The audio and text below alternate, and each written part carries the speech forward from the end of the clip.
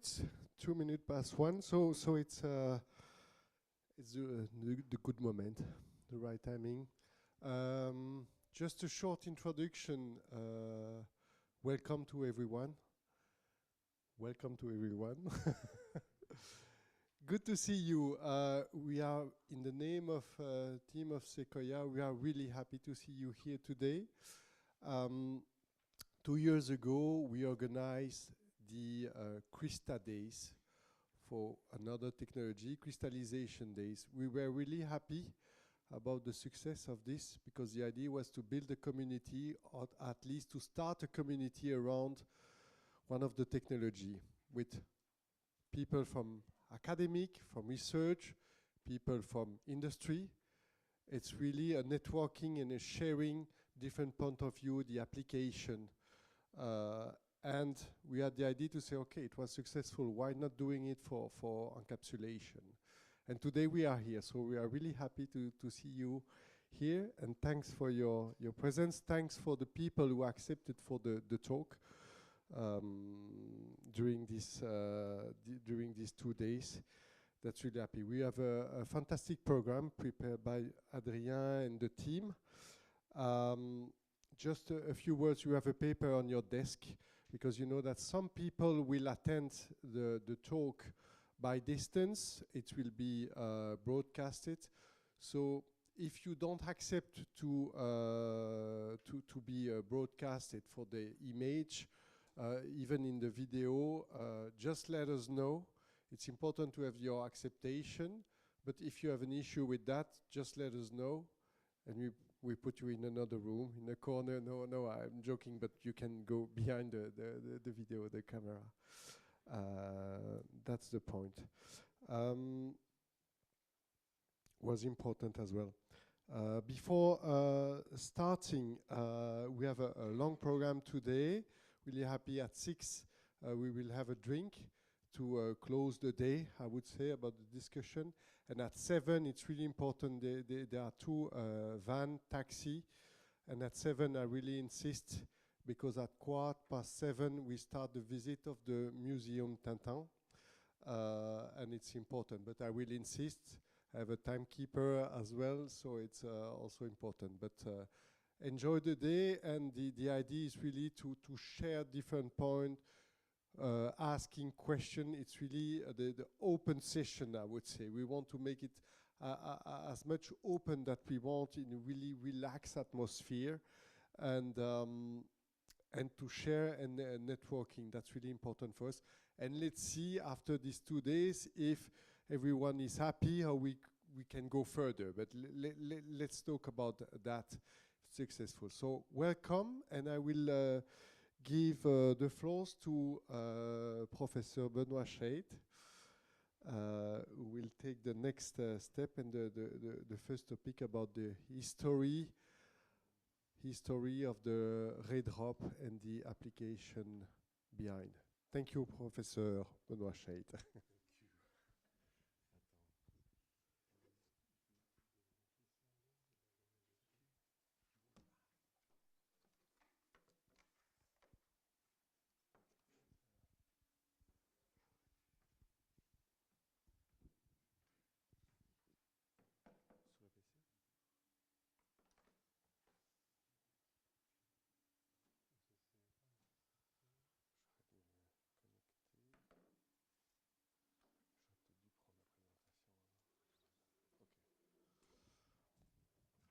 So we connect. I'm just asking for the broadcasting. It's okay for the cable.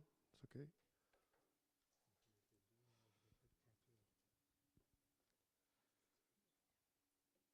T'as pas un autre? Non. Attends, j'ai mon pointeur, je sais pas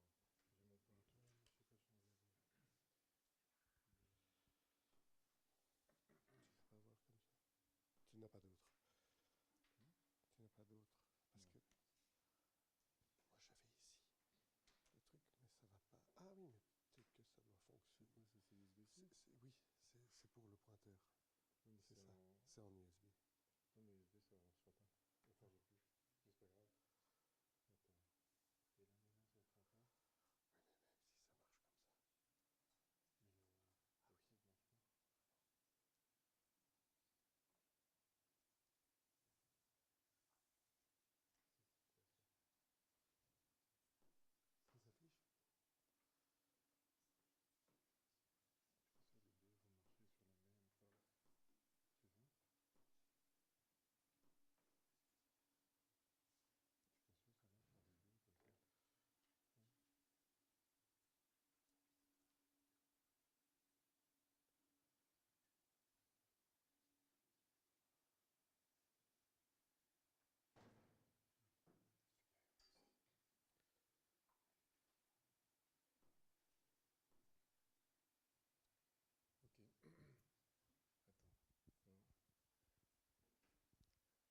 hello everyone.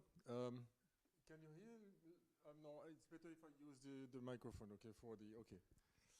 So I'm gonna stay behind the computer to move because the pointer does not work, but that's okay. I mean, this works, but not transitions. Anyway, here I'm gonna talk during 15 minutes about what drove us from doing microfluidics at TIPS lab until going for valorizing some of the technology we have developed in the lab to Secoya Technologies. And the idea, the basic idea of microfluidics is related to what we call lab on a chip. So with the idea that anything you can do in a laboratory using vials, yeah, you can downscale them and miniaturize all the operations and not using vials anymore of milliliter volume size, but droplets. Yeah, each droplet can be seen as an independent vial in which you can operate, like doing reaction, mixing, crystallization, separations, many different operations. So that's really the idea behind lab on a chips. And this is today used a lot in medical diagnostics, for instance, or high throughput screening, because you can produce those droplets at a very high rates like thousands of droplets per second, and that as much as a micro vial that you can use to explore different conditions. So that has been used a lot to screen, for instance, hits in crystallization of proteins, or to also it's used to encapsulate cells because it's at the scale of cells. So there are many things you can do in lab on a chips, let's say, for diagnostics. But we asked ourselves already more than 10 years ago. Of course, we were not the only one, but because I was in a lab of chemical engineering, so could we produce, really, could we use microfluidics, at least in principle, to not only diagnose, but to produce something. And with the very big advantage, if we can miniaturize a factory, this is extreme view, of course, but to have at small scale better control, meaning better quality, lower footprint, and lower energy consumption. And it's also with the idea going from batch to continuous processes, which is a big transition, especially in pharmaceutical sector. And another idea behind that comes with it is that whatever you developed at the scale of the lab, then you can directly parallelize and to produce with exactly the same system without any cost associated to the development, to the upscaling of the process. So that's it also implies lower development costs, and it reduces the time to market, because from the beginning, if you take the example of medication or drugs, it has been developed and filed with this process, then it's okay, it's good for up to the clinical phases and up to the commercialization of the drug. You can also imagine that you have some flexibility in the production, in the sense that you can activate or deactivate the lines depending on the needs. In those kind of factories, there are what we call unit operations. Chemical reactions, for sure, that involves mixing.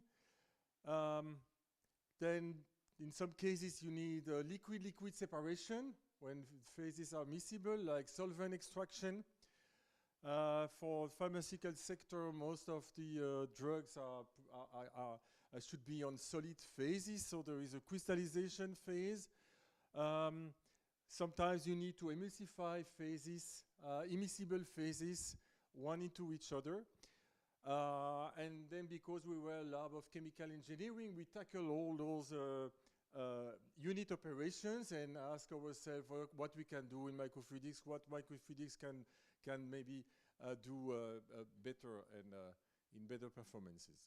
So I'm going to detail in few slides what we did in crystallization, also what we did in solvent extraction, and then for the other talk I have, I will extend a bit more what we did on emulsification because it's the Encaps'Days, so it's the main subject. So first, flow crystallization. And here it's really a change of paradigm between batch and flow, flow chemistry or flow process in general. In batch, whatever you need to crystallize, usually it is done in big stirred tank. And usually, so you see here solubility curve, concentration versus temperature. Small molecule that you want to crystallize is solubilized, and then you decrease the temperature. But in batch, usually it is seeded because we stay in the metastable zone where you don't have spontaneous nucleation, but any seeds will grow, and you make them grow up to the size you need. Sometimes it's larger. You need to grind after it. The philosophy behind flow crystallization is different, totally different actually. You go in a domain that you should absolutely avoid in batch, because otherwise in the domain of spontaneous nucleation you will block everything. But provided you really master the cooling rate, and this is thanks to the high surface to volume ratio of small capillaries. So we can decrease the temperature by 20 degrees in a second, having a residence times of only few seconds. So you have nuclei, but they have no time to grow and block the capillary. And then the nucleation will consume the supersaturation, and they will continue to grow and equilibrate at the ambient temperature, I mean, here in this example. So that's really different. Actually, what we do here is not crystallization, it's only nucleation. It's like a nucleator.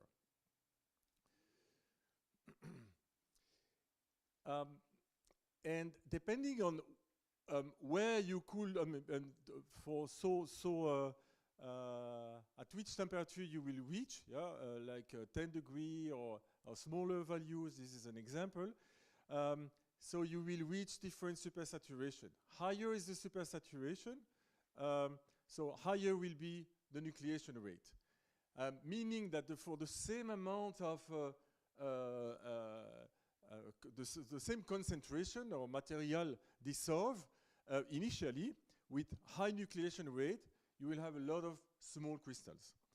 And with a lower nucleation rate, you will have a smaller amount of larger crystals. So by a system that you don't need either to seed or you don't need to grind, we directly have to get the right size of the particle. Yeah? So this is one of the big advantages of this. And of course, that means you need to master, to control the nucleation rate. And there are those two parameters, temperature and concentration, that allows to adjust the nucleation rate. But there is a third parameter that on which we have worked a lot, is the shear that comes in a moment. But here to show that in this system, we can, because we simply have a capillary where the temperature decreases, because it is cooled from the walls, the temperature of the wall decreases first. So this is this solid line, this dashed line. And then the temperature in the center line decreases next by lateral diffusion, up to the point we reach the solubility. You see that the distance over a tube of 3 meters. So after a few centimeters, we already reached the metastable region. And after half a meter, we reach the supersaturation where we will get spontaneous nucleation. So that's really something we can control, where we will have supersaturation and for how long. Yeah? Supersaturation increase, that is in green, on the wall and in the center. And at the end, we collect the nuclei that we let grow up to equilibrium.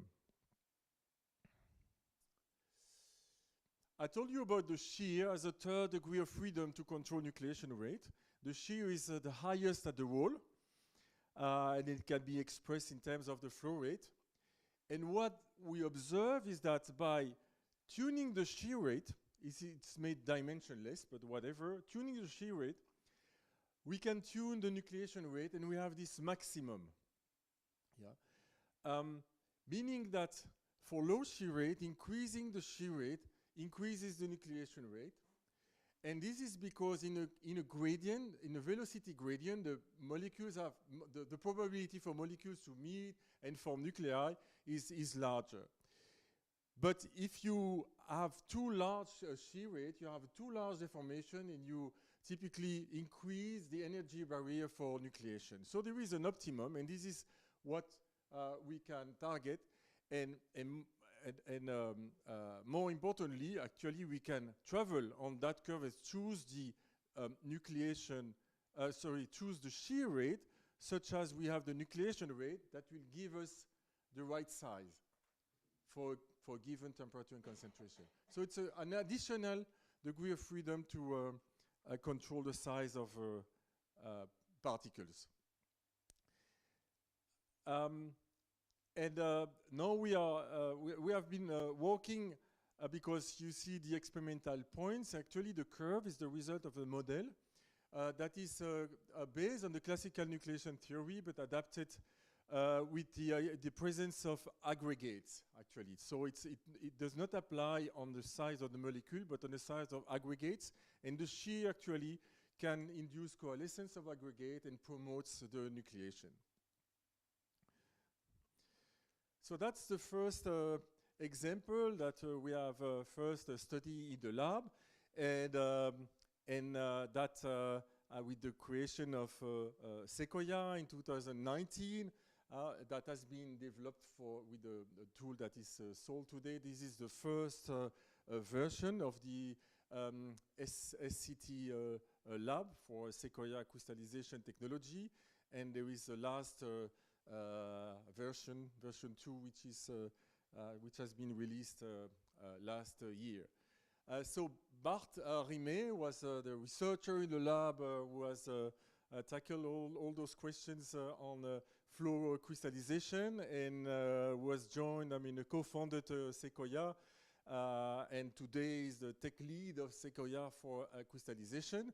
And Robin Debucher was a PhD in the lab who has worked on the influence of shear and the data I've shown before. So that was for this crystallization technology. And for the second one is solvent-solvent extraction, also using the microfluidic principles. And that was in the context of production of hydrogen peroxide that comes out of a reactor. Usually the gases are dissolved in a solvent, methanol, and after the reaction that produces hydrogen peroxide, we need to remove methanol. So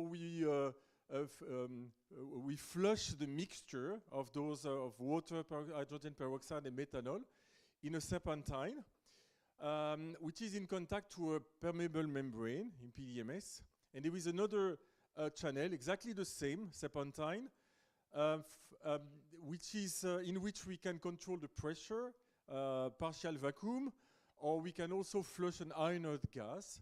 And this separation is based on the contrast of volatility between methanol and hydrogen peroxide, such as we evaporate most of the methanol and keep the hydrogen peroxide concentrated in the liquid phase. So like most of the thing we have developed is always based on the interaction we can do between experiment and modeling. That's very important to have always a model behind to really understand what happens. So this is a cut of the liquid channel and the vapor channel with the membrane in between. And we have the inlet molar fraction of methanol, hydrogen peroxide, and water, and the molar flow rate. That varies along the channel. And on the vapor channel, then we have the methanol that evaporates, but also the other phases, at least in traces. And we try to optimize to extract most of the methanol and the least of the hydrogen peroxide. We heat above to avoid condensation and cool on the other side to control the temperature of the process. So we control temperature and pressure. We have one dimensionless number for the permeability of the membrane. That depends on the surface of the membrane, the thickness of the membrane, the permeability of the membrane, flow rate, and pressure. And we define an efficiency, which is the product of extracting most of the methanol and losing the least of the hydrogen peroxide.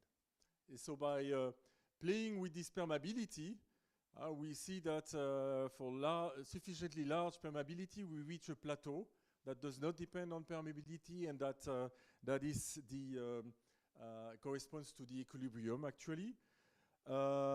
And the change of this parameter is the flow rate of inert gas that promotes the evaporation in the gas phase.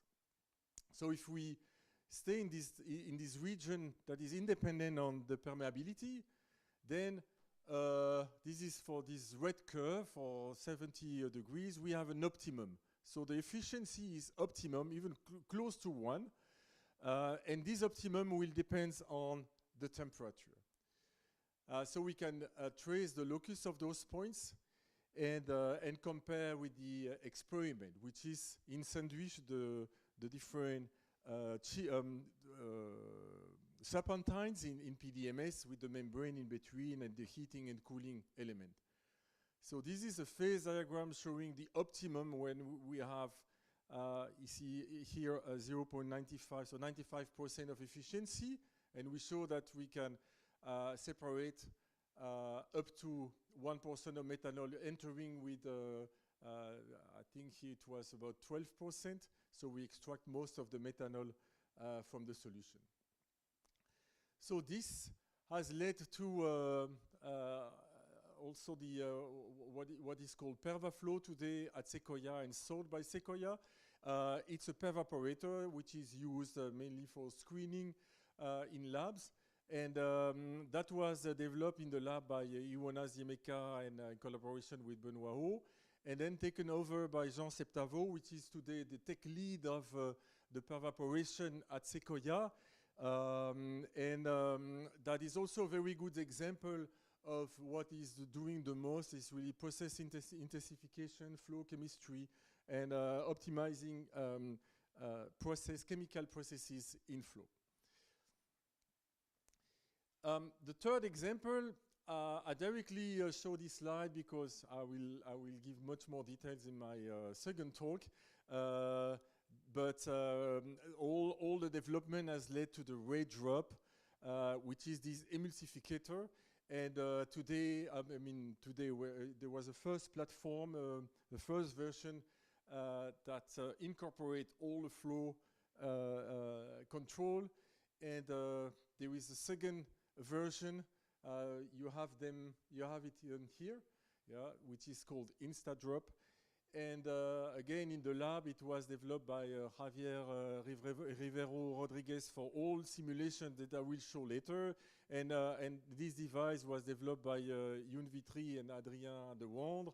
And today, Adrien, who you all know him, is the tech lead for that technology. So as you see, the three stories that have led to technologies valorized today by Secoya. And I'm sure you ask yourself, why Secoya? And that's my last slide here. It was really the idea with this big tree, one of the biggest trees in the world, that making very big volume with small capillaries. So using the microfluidic principles to produce volume compatible with the industrial needs.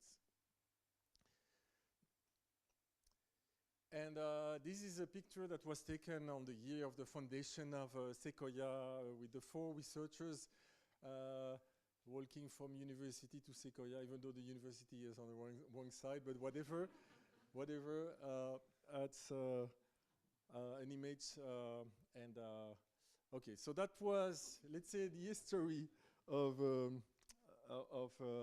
the technology that have led to Secoya. Do you have any question for that part?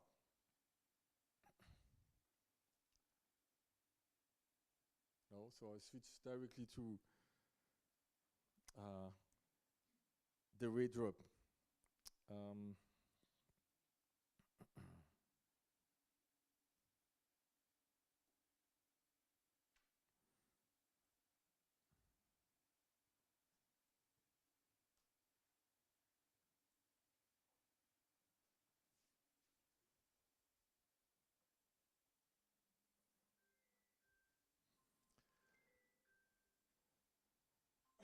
All right.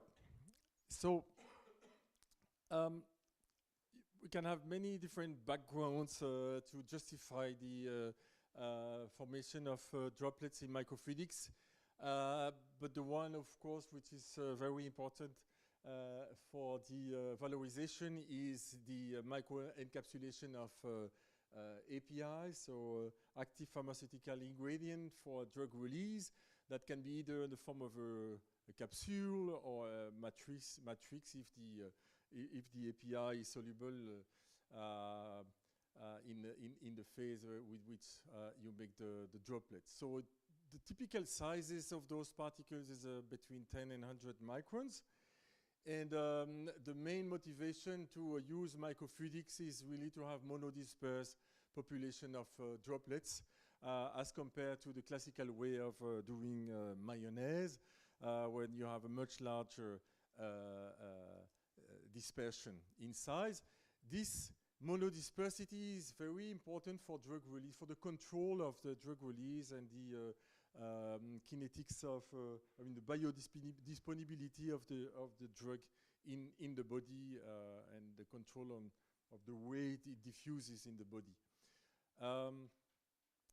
So here I'm going to have 2 parts. I'm going to concentrate on the generation, which is really the first work we did when we had this Raydrop developed in the lab, and then I will show some an example of the dynamics of particles, droplets or bubbles used as model system for sorting cells, for instance, using hydrodynamic forces.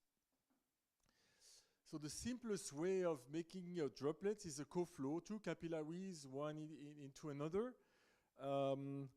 And you have 2 parameters, the flow rate of the dispersed phase and the flow rate of the continuous phase. Here is water glycerol in silicone oil. And in this phase diagram, this is the flow rate of the continuous phase. You see there is a domain when you form a droplet, so it drips directly from the tip of the capillary. And you have a domain where it forms a jet, and the jet eventually destabilizes further down, can form a droplet. So these are these 2 main regime, one of dripping, one jetting, to make droplet in microfluidics. And you see this continuous line. It corresponds to calculation of a stability analysis of a jet, whether the instability is convective or absolute. And you see in this diagram, with this system, it's very hard to explore this region. And the reason is that it's hard to push the flow rate of the continuous phase especially because it has to flow between the small gaps and you are somehow limited with the pressure drop. And so we're going to see how we can, and what is the interest of going further in this region. Yeah, back on the mechanism, the convective instability is whenever you put a perturbation, it is convected downstream, even the back of the perturbation. And it forms eventually droplet downstreams. When the back of the perturbation travel upwards, so it invades the domain up to the tip, and that forms droplets. At least that was what was believed. The reality is that it rather corresponds to an oscillating jet that is steady.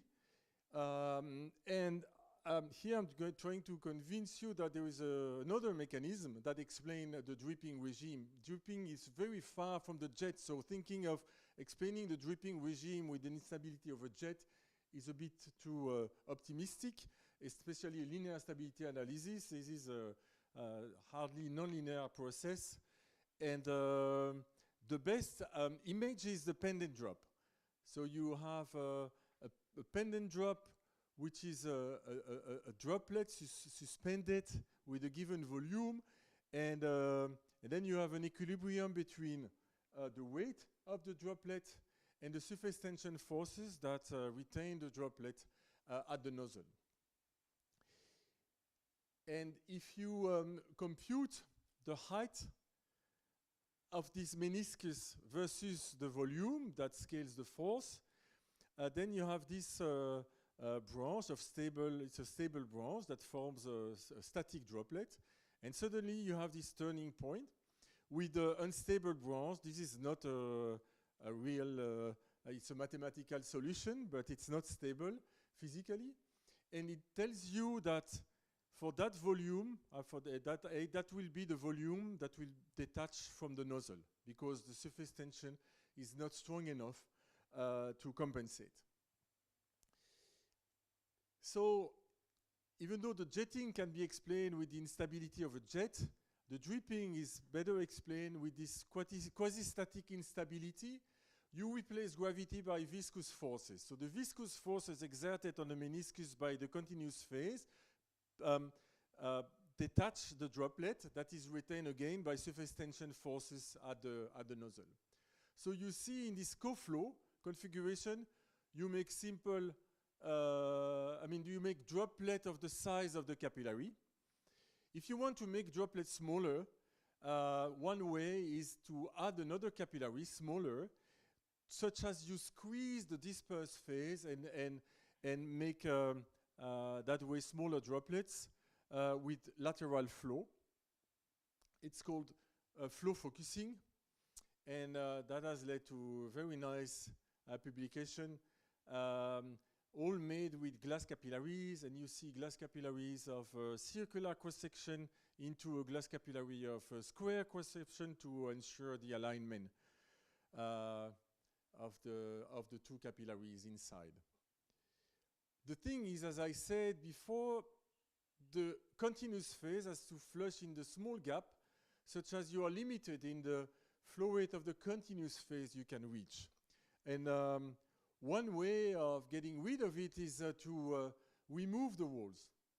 So you remove those walls, like here in the jetting mode. It has been done by a team of researchers in Sevilla, and you see the size of the capillary, about 1 millimeter. And then you have a jet, which is a stable jet, destabilizing at the tip, and it's called tip streaming, making small droplets.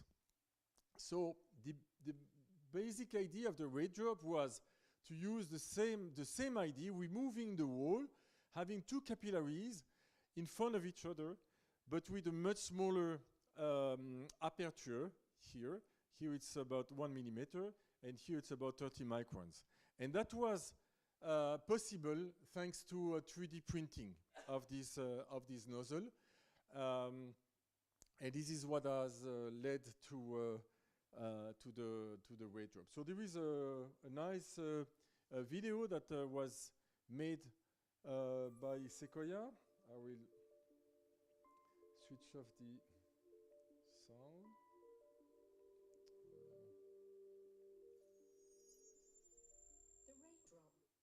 All right. Yeah. So you have the single and the double version. You see, you simply replace this what we call an insert, and the two insert they have a hole that is perfectly aligned between the two insert, and in which we can insert this glass capillary. So the two glass capillaries come in front of each other, having this nozzle, 3D printed nozzle, glued at the tip of one of the two capillaries. You fill this chamber with the continuous phase using a pressure controller, and then you come with the disperse phase to emulsify. You see the streamlines have been made by artists, so it's not the result of numerical simulation, but it gives you the idea of what happens. So we will have this meniscus. Think about you should have this pendant droplet image in time. In mind. So this meniscus, which is detached by the forces exerted by the surrounding continuous phase, and the double emulsion version with the core and the shell phases. And yeah, the nozzle is a bit more intricate because it has to bring the two phases concentrically at the outlet, and you have this double meniscus that detach, forming the double emulsion in one step. So this axis symmetry is very convenient for many reasons as compared to classical systems allowing to make droplets in microfluidics, that the dispersed phase is never in contact with the walls of the capillary. So you don't need to treat them. Actually, you can emulsify water in oil in water with the same system. Depending on the geometry, because we can print nozzles of different sizes, that allows and have an extraction capillary of different sizes that allows to have particles from 10 to 400 microns. Yeah, it's so efficient, it even works for emulsifying partially immiscible fluids. So we have modeled that using Navier-Stokes equations, even though I will first show results with the Stokes equation, neglecting inertia, and show later how inertia affects the results. But typically we consider axis symmetry, so it's a 2D simulation with the inlet, with the flow rate of the dispersed phase. At the outlet we have the flow rate of the dispersed phase plus the one of the continuous phase. And here we are far enough to assume at that boundary we have no stress, and you have this moving boundary that represents the interface between the two phases that can have different viscosities, and you see the parameter, the radius of the nozzle, radius of the extraction capillary, the angle and the distance. So these are basically all parameters. But the most important ones are the capillary numbers, that are the dimensionless flow rates, CAC and CAD, and then the viscosity ratio. I'm going to show first result with a zero viscosity ratio, meaning bubble in a viscous fluid, and then we will see the influence of the viscosity. And we have developed a code, or adapt a code, using finite element method to simulate the formation of the droplet up to the pinch-off, and we can then compute the volume behind the pinch-off and deduce the volume of the droplet that will be detaching. And this is the result in green of the simulation that match the meniscus when the droplet is still attached to the nozzle. And of course, at the pinch-off, we can compute the volume and then deduce the effective radius if the droplet was spherical, and this is how we compare with the size of the droplet once it is detached. For two different geometries, one, the nozzle of 30 microns, and the nozzle here of 90 microns. And you see the experimental crosses here. and the model that match pretty well. These are solutions of the transient model, which is very costly. But you can look at this showing the radius of, this is all computation, radius of the droplet versus the capillary number of the continuous phase, so that quantifies the force of the continuous flow exerted on the meniscus. And you see in color the flow rate of the dispersed phase. So decreasing the flow rate of the dispersed phase up to 0, or very low value, it's in log scale, we reach a limit which is the quasi-static limit. So in this limit, we can compute for any time step the force exerted by the continuous phase on the meniscus of this size. Then we increase the volume, and again we compute the stationary solution. So going for stationary solution, it's much faster, and provided CAD is much smaller than CC. So that is really the idea of the pendant drop system. And here we report the length of the meniscus versus the capillary number that scales the force. And you see, like the pendant drop, for a given volume, so one blue line is one volume. And you see, as you increase the force, you elongate the meniscus up to this turning point. It's like a bifurcation point where it gives you exactly for that volume the force needed to detach the droplet. So we can, for every volume, all blue line, report the locus of this turning point and get the size of the radius of the droplet versus the capillary number. Up to this cross, that corresponds to a capillary number beyond which you always have solution. And the solution, stationary solution, looks like this. It's a cone of fluid. And this we can associate actually to the dripping, from the dripping to jetting transition in quasi-static regime. And that was for 0 lambda, so 0 viscosity of the dispersed phase. And this is a transition from dripping to jetting by increasing the capillary number. Now, if you increase the viscosity of the dispersed phase, you increase the mechanical coupling between the two phases, and you make smaller droplets. And most importantly, you see there is a zone for larger viscosity droplet or larger, where you only have dripping and no jetting. So that was a bit puzzling, because in reality that's not what happens.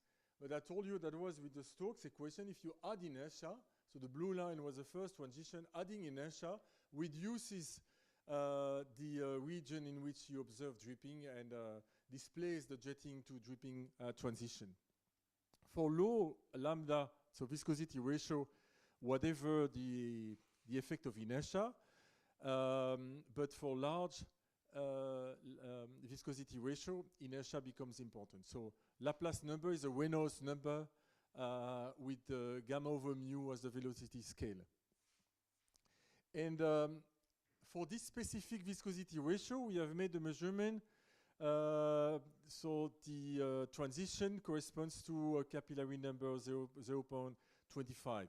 If you do not have inertia, it will be more than 0.4, and which is not what we observe in experiment. So in experiment, by increasing the flow rate of the continuous phase, you see that we go from dripping to jetting.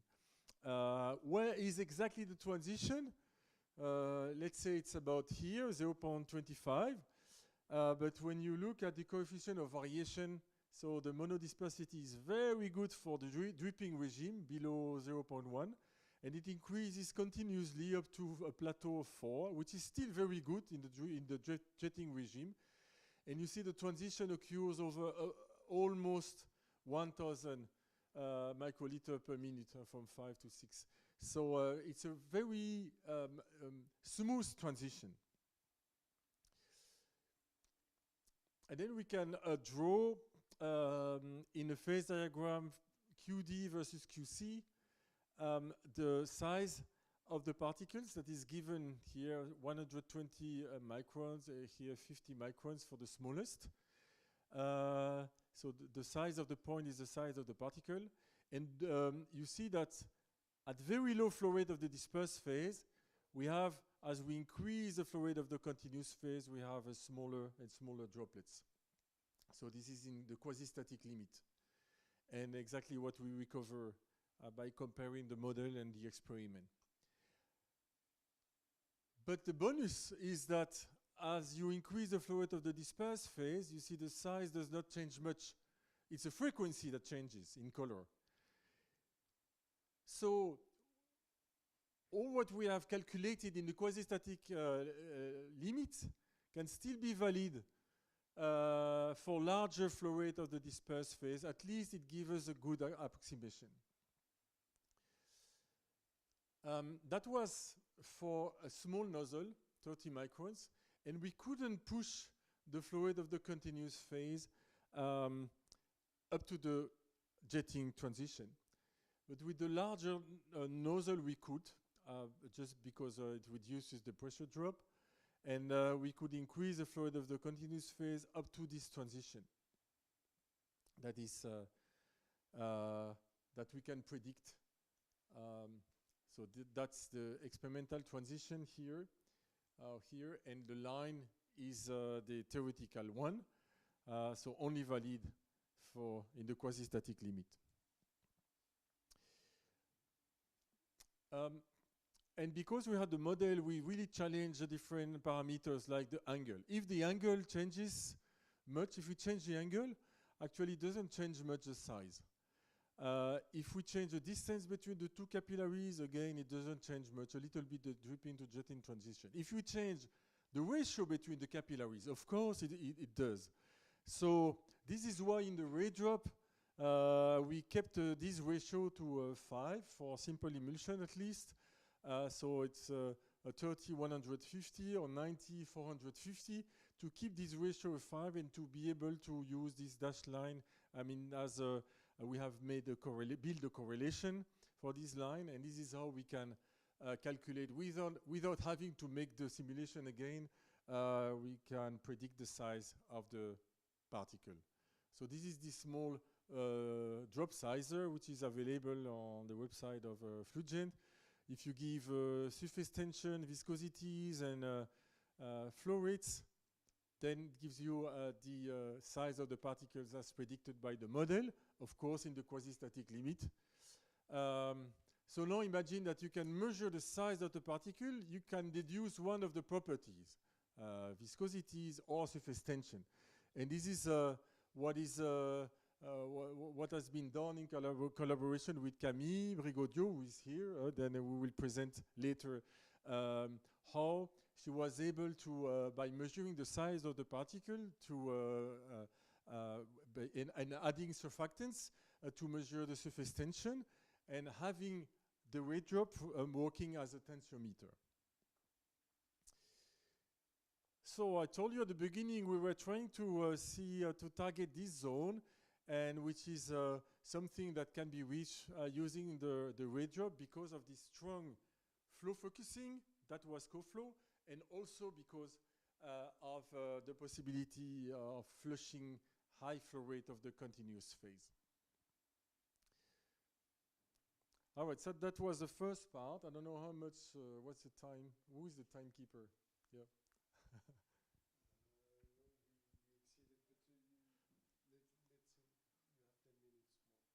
Okay. All right. Yeah, perfect. So that was one thing we did with this Raydrop and the possibility to control precisely the size of the particles, and that comes in the context of sorting objects, and cell sorting is a big challenge today, especially if you want to sort cells of small occurrence, but trying to target a discriminating factor. It can be the size, So particles of different size in flow can actually focus on different position. Some bigger particle will be centered, and a smaller particle might migrate laterally because of lift forces. And you can imagine in physiological flow like blood, all the particle cells that are transported and that can experience the lift forces. And that was a work, as always, in science. I will try to work with the model system and use drops and bubbles and beads, drop and bubbles that are deformable to study the behavior of particles in microfluidics.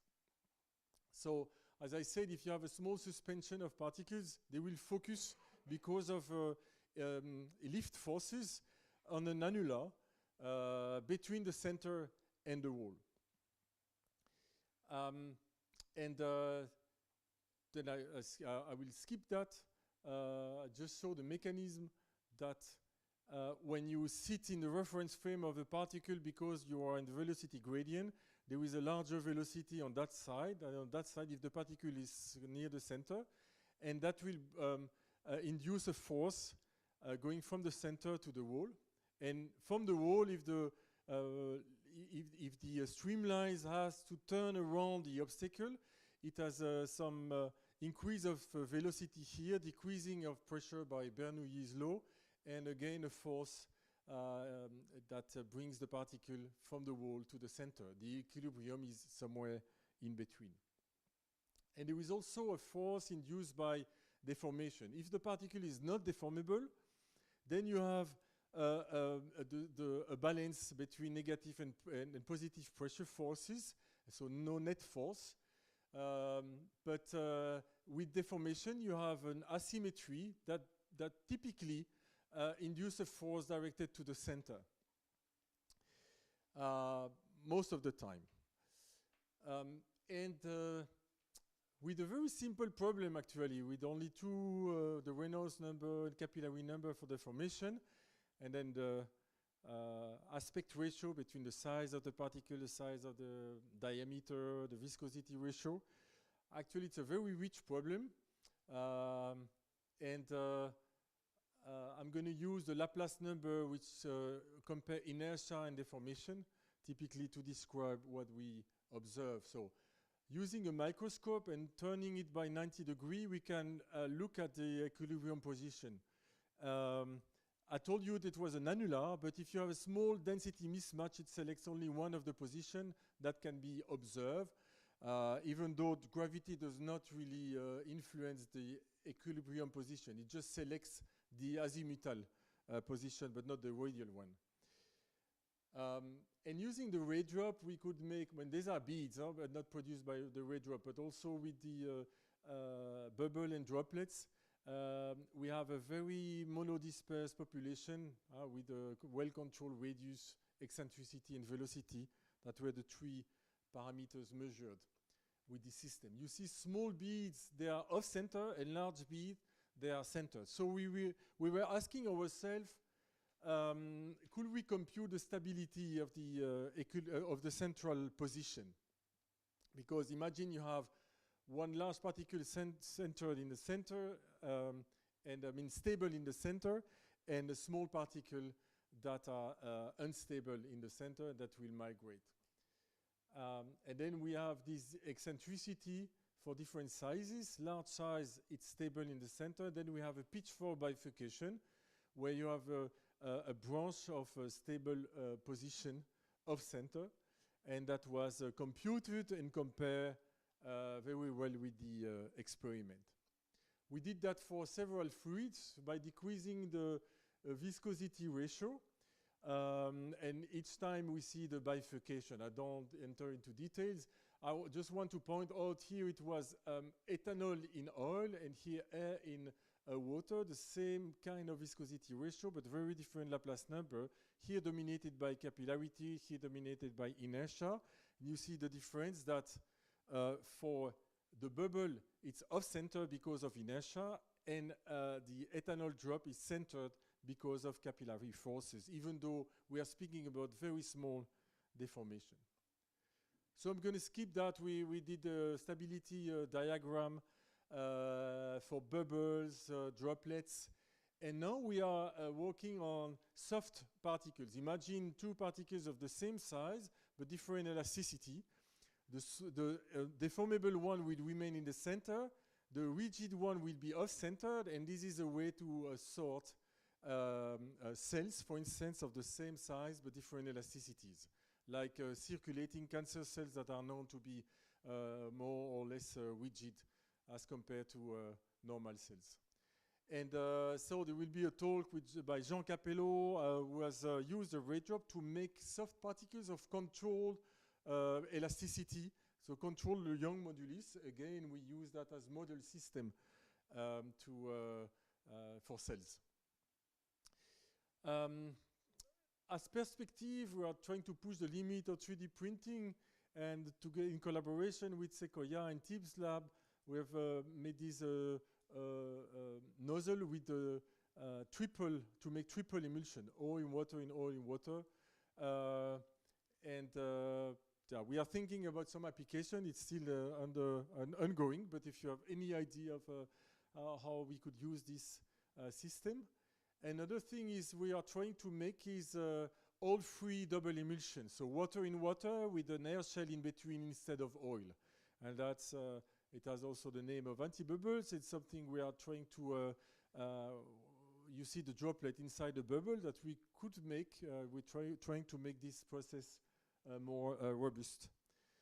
So these are my conclusion, very general, that we are trying to go from fundamentals to understand the mechanism of generation of single emulsion or the dynamics and stability of the bubble and droplet in flow, and to go for application like drug encapsulation or cell sorting.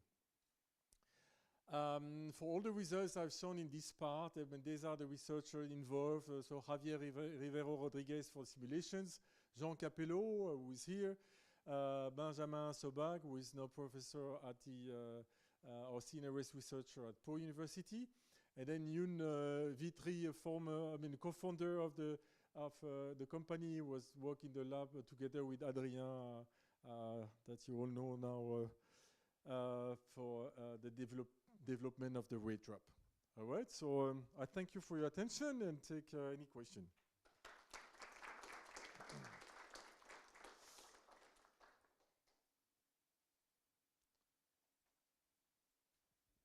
Yep.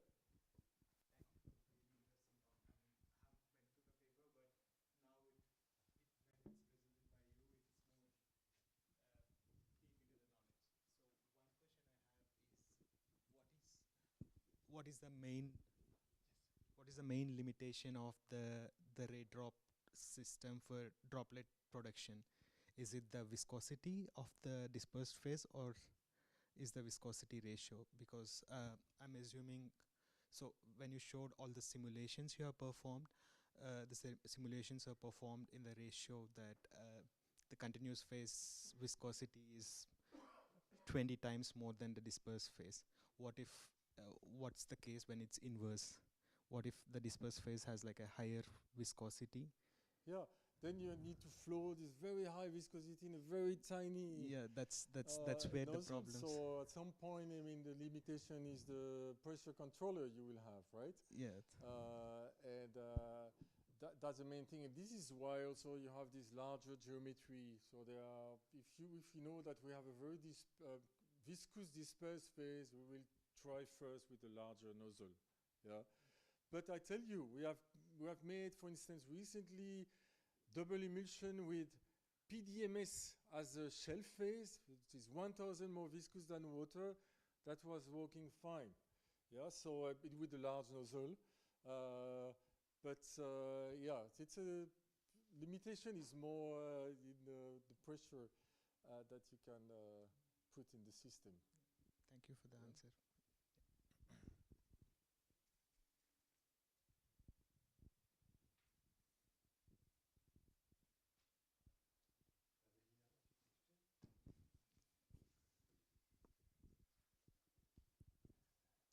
Can you develop a little bit about the possibility to sort the cells using using the knowledge of the position, the stable position inside the capillary? Because I know we have biologists in this, so it's quite interesting, I think.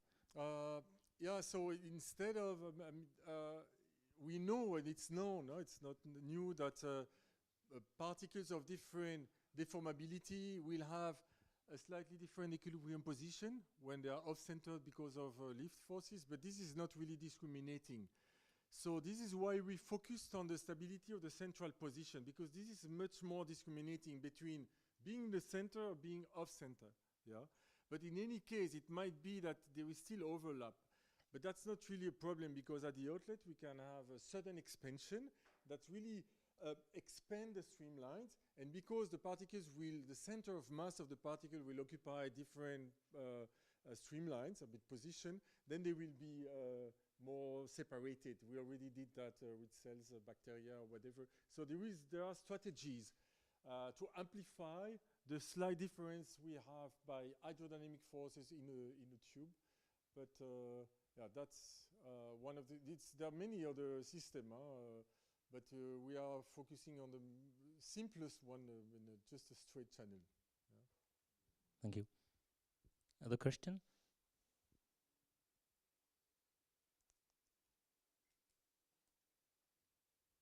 Okay, thank you. All right, so in time. It's a coffee break time now. The first. No. We exploded the time already. That's great. I'm a good timekeeper.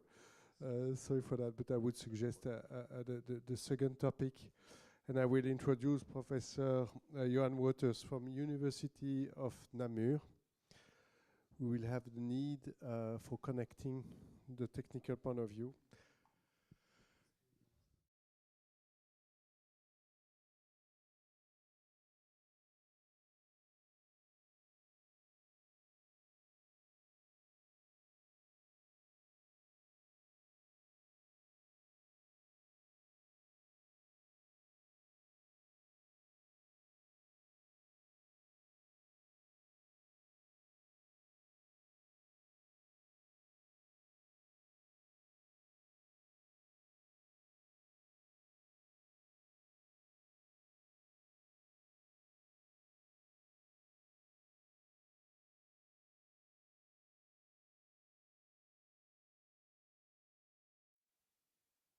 So Johan, the floor is yours. After this topic and question, if you may have, we will have a coffee break.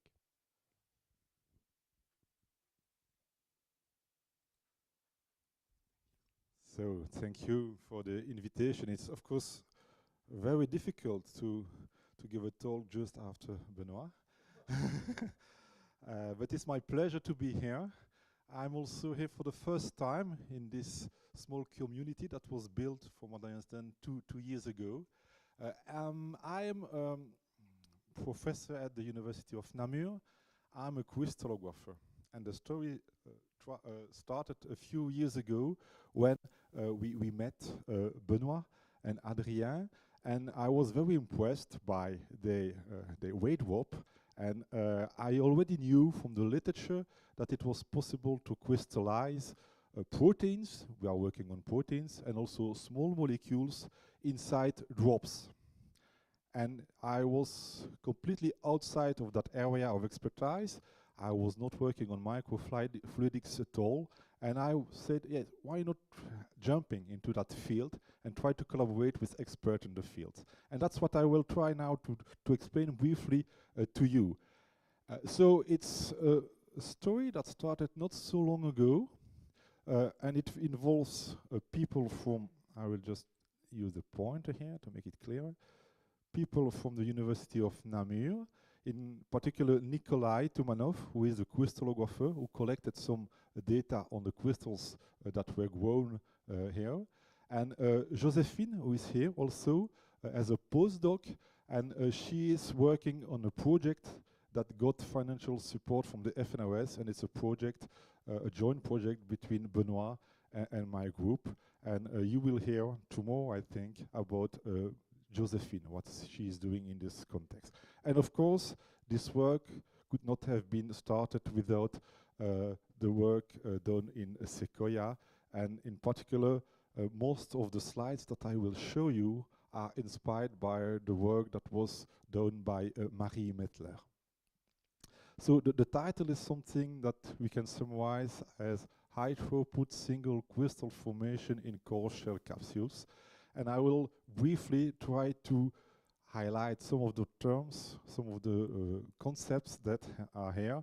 And fortunately, most of them were already clearly explained by Benoit. So it will just be a small summary.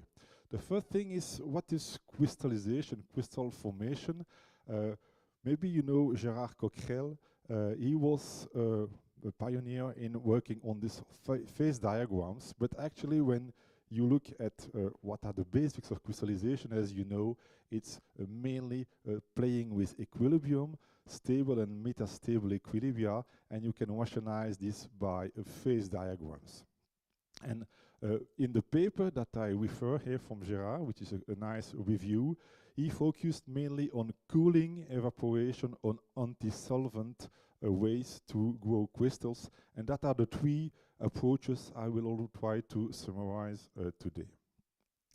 Actually, what was shown by Benoit is the Mears supersaturation theory and those diagrams that were developed by Oswald and Mears some time ago, where basically crystallization from a solution is guided by this equilibrium, and at the time there was this solubility curve that was clearly the boundary between the compound and the solvent, whatever the solvent, and the crystal, the solid form of this same compound. And here we have the concentration that is varying and the temperature. And was, as it was clearly presented by Benoit, they defined at that time, without explaining too much in details what was happening there, that you have this metastable zone in which you have this crystals nucleus that can be formed. And we also saw that here you have what Benoit explained here, this supersaturation that you can reach crossing this boundary. And in the microfluidics, that's the reason why I made this slide when I was listening to you. This was a nice explanation. I think microfluidics is actually a nucleator where you can work in supersaturated region and you make nucleus, and then you have crystal growth. Cooling is mainly working on the temperature, and you can, by reducing the temperature, you can reduce the solubility of the compound. Concentration is obtained, for example, by evaporating, and you just go up in this diagram and you cross the metastable zone and you can go in the supersaturated area. Anti-solvent is just changing the nature of the solvent, and you go from one solvent in which you have a given solubility curve and you have a compound that is soluble into a new area where you are in the supersaturated or metastable zone depending on this anti-solvent, and then you crystallize the compound. This is the basics for the crystallization. One of the aspects we are interested in the lab, but it's also for interest from the pharmaceutical industries, is what happens when you have multiple solid forms. We call this polymorphs, or it can also include the solvates, but what happens when you have different solids that can be in equilibrium with your solvated compound. And this is just an example, this already an old example, where you see that, for example, if you want to crystallize citric acid can be crystallized either as its monohydrated form, so trapping one water molecule in the citric acid crystal structure, or as an anhydrous form. And here you have the solubility curves that are crossing each other.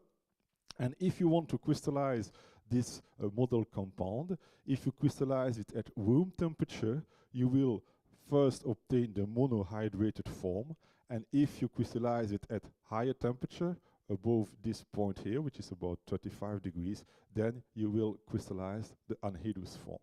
This is very important, and the message just from this slide is to say that by varying the conditions, the temperature, or the nature of the solvent, you can also obtain different polymorphs.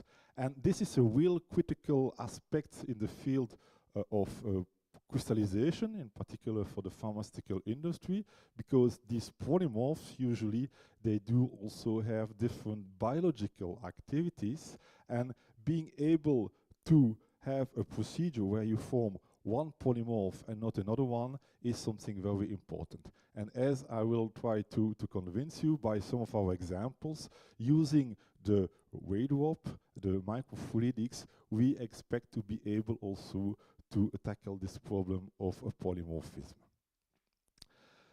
There was also already some explanation about this. As you might know, and this is another review showing that going from the solution to the solid crystal form, there was a classical nucleation theory in which you have just a barrier of energy that you have to cross, and then you get the crystals. And now there are these non-classical nucleation mechanisms that have been developed. It's quite difficult to imagine what's happening at this sub-molecular or subatomic levels, but anyway, you have the solution, the pure solution, dispersion. This is the example of calcium carbonate. You have the ions that are in solution. What we know for sure is that somewhere there is the nucleus that will be the starting point on which the material will grow to form the final crystal. And the way we go from this step to this step is quite still a mystery, and there are different theories or different ways to try to explain some intermediate states that can lead from this pure dispersed solution to the first nucleus. And once you have this nucleus, whatever the pathway, then you have the crystal growth. So we can form crystals. What about the core shell capsules? And there again, we had some explanation that was already given by Benoit. I will just summarize briefly what I wanted to show you. Depending on the size, we sometimes find in literature the distinction between microcapsules and nanocapsules, but most of the time we will refer to these capsules with a classical size around 100 micrometer. The definition of these capsules is that they're with a shell, and most of the time this shell is made from a polymeric compound, either natural or synthetic polymer. Inside you have the core, and this is separated from the environment. Again, for those who are interested in more details about the different kinds of capsules, there are nice reviews. This is one of the recent reviews I saw. And you can modulate the properties of those micro or nano capsules by the nature of the shell.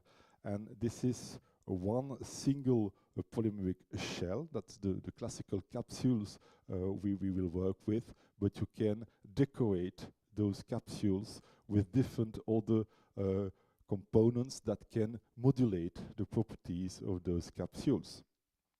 You can even have a hollow core nanocapsules in which you don't have a solution, but you have, for example, a gaseous phase inside the capsules. There are many applications for those microcapsules. I have no time to go into details of all these applications. Again, you can find very nice reviews on the field, but you see that you can find them in the food industry, in cosmetics, textiles, of course in the pharma, agricultural, paintings. So in many, many applications nowadays they use microcapsules. There are still challenges associated with those capsules, and those challenges are in particular, I think one of the main challenges nowadays is besides making them, is also related to their toxicity, and this is particularly the case for the pharmaceutical and the food applications. There are some concerns nowadays about the toxicity of those capsules, in particular with the nanocapsules. Different ways to prepare those capsules. I will not enter into the details. Again, those who are interested, they will find nice reviews in the field. Basically, microcapsules can be obtained by physical or chemical or physico-chemical approaches. Different ways to form them, but one of the emerging and very interesting ways to form the capsules is to work with the microfluidics approach. And of course, that's the one I will develop a bit here more in details. With the microfluidic approach, you can obtain a nice capsules. Now, coming back, just a recent example of this kind of encapsulation approaches that was obtained using microfluidics is this example here of NAM that was published a few years ago, where they used this monomer. This monomer is actually a compound that can polymerize, and you recognize here a very reactive part. It's acrylate unit, and this acrylate unit, upon irradiation, can form a polymer. So actually what was done in that work is to use this precursor, this monomer, to form an emulsion, and this emulsion here was able to trap a core, and the shell is formed upon polymerization, and you have your capsule where you have your interior, your core, your aqueous core that is here at the surrounding with the phase that is outside. And we will have a similar approach using the Raydrop to also form capsules that will be solid thanks to the polymerization of the core shell upon irradiation, as I will explain in a few slides. Coming back to the crystallization, using small volumes for the crystallization is already quite old idea, and one of the first papers I found using microfluidics to try to grow crystals in small batches was this paper here of Hansen, where, for example, they used these microfluidic chips where they made small chambers, parallel chambers, in which they try to crystallize proteins. Proteins here that were used are model proteins, and just to show some of these examples, they used lysozyme or proteinase K, which are famous stable proteins that can be crystallized under different conditions, and these are also the two proteins that we use in our study. What's worth to be noticed is that depending on the way you crystallize those proteins, you can have very different outputs. And for example, lysozyme was very well crystallized using those chips approach, but proteinase K here, proteinase K, was less successful using their approach. And we were interested also to use the new technique we developed on those two candidates. More recently, the group of Stéphane Wissler in Marseille, for example, they also proposed the use of microfluidics to try to generate crystals in nanodrops, nanodroplets to crystallize proteins. What is interesting is not just to produce those crystals, but it's also to be able to make more fundamental studies on the crystallization process.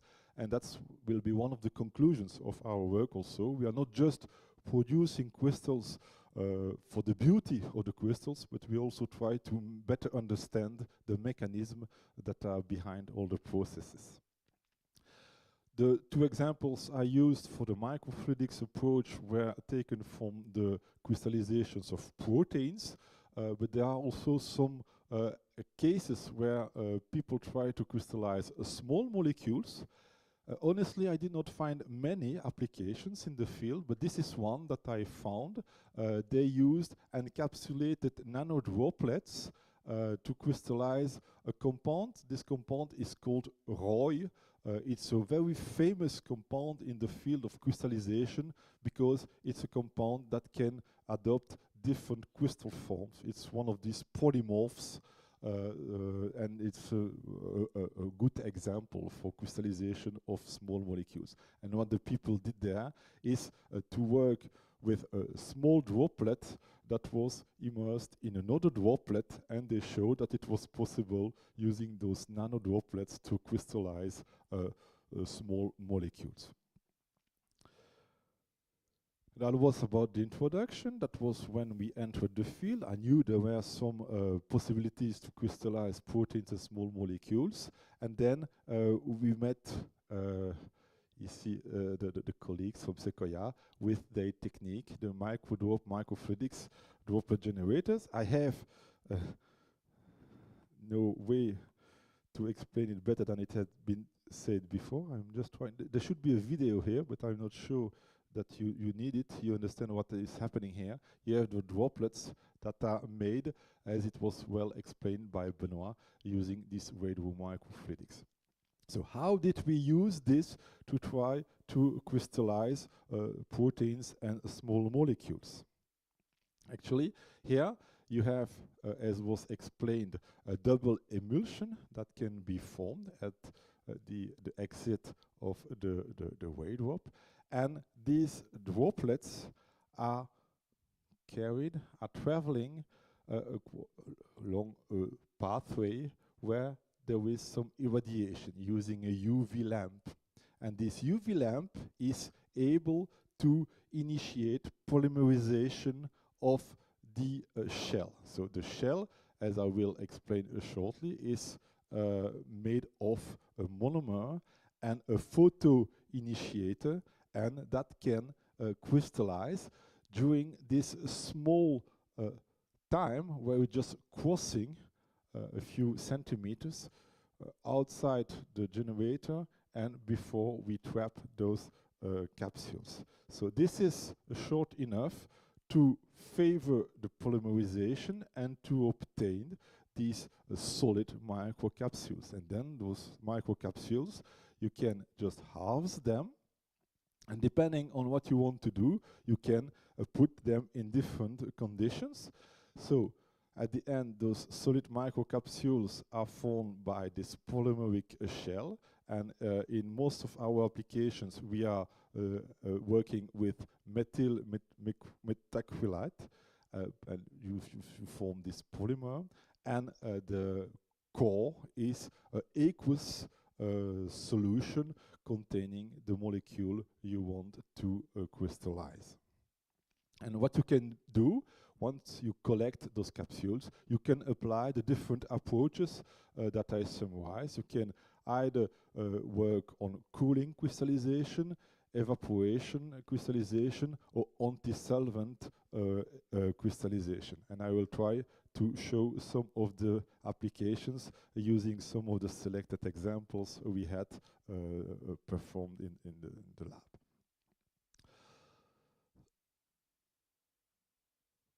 That means that whatever the conditions and the changes, we hope that we will initiate the nucleation and we will have the crystal growth, and inside the capsules we will have encapsulated crystals.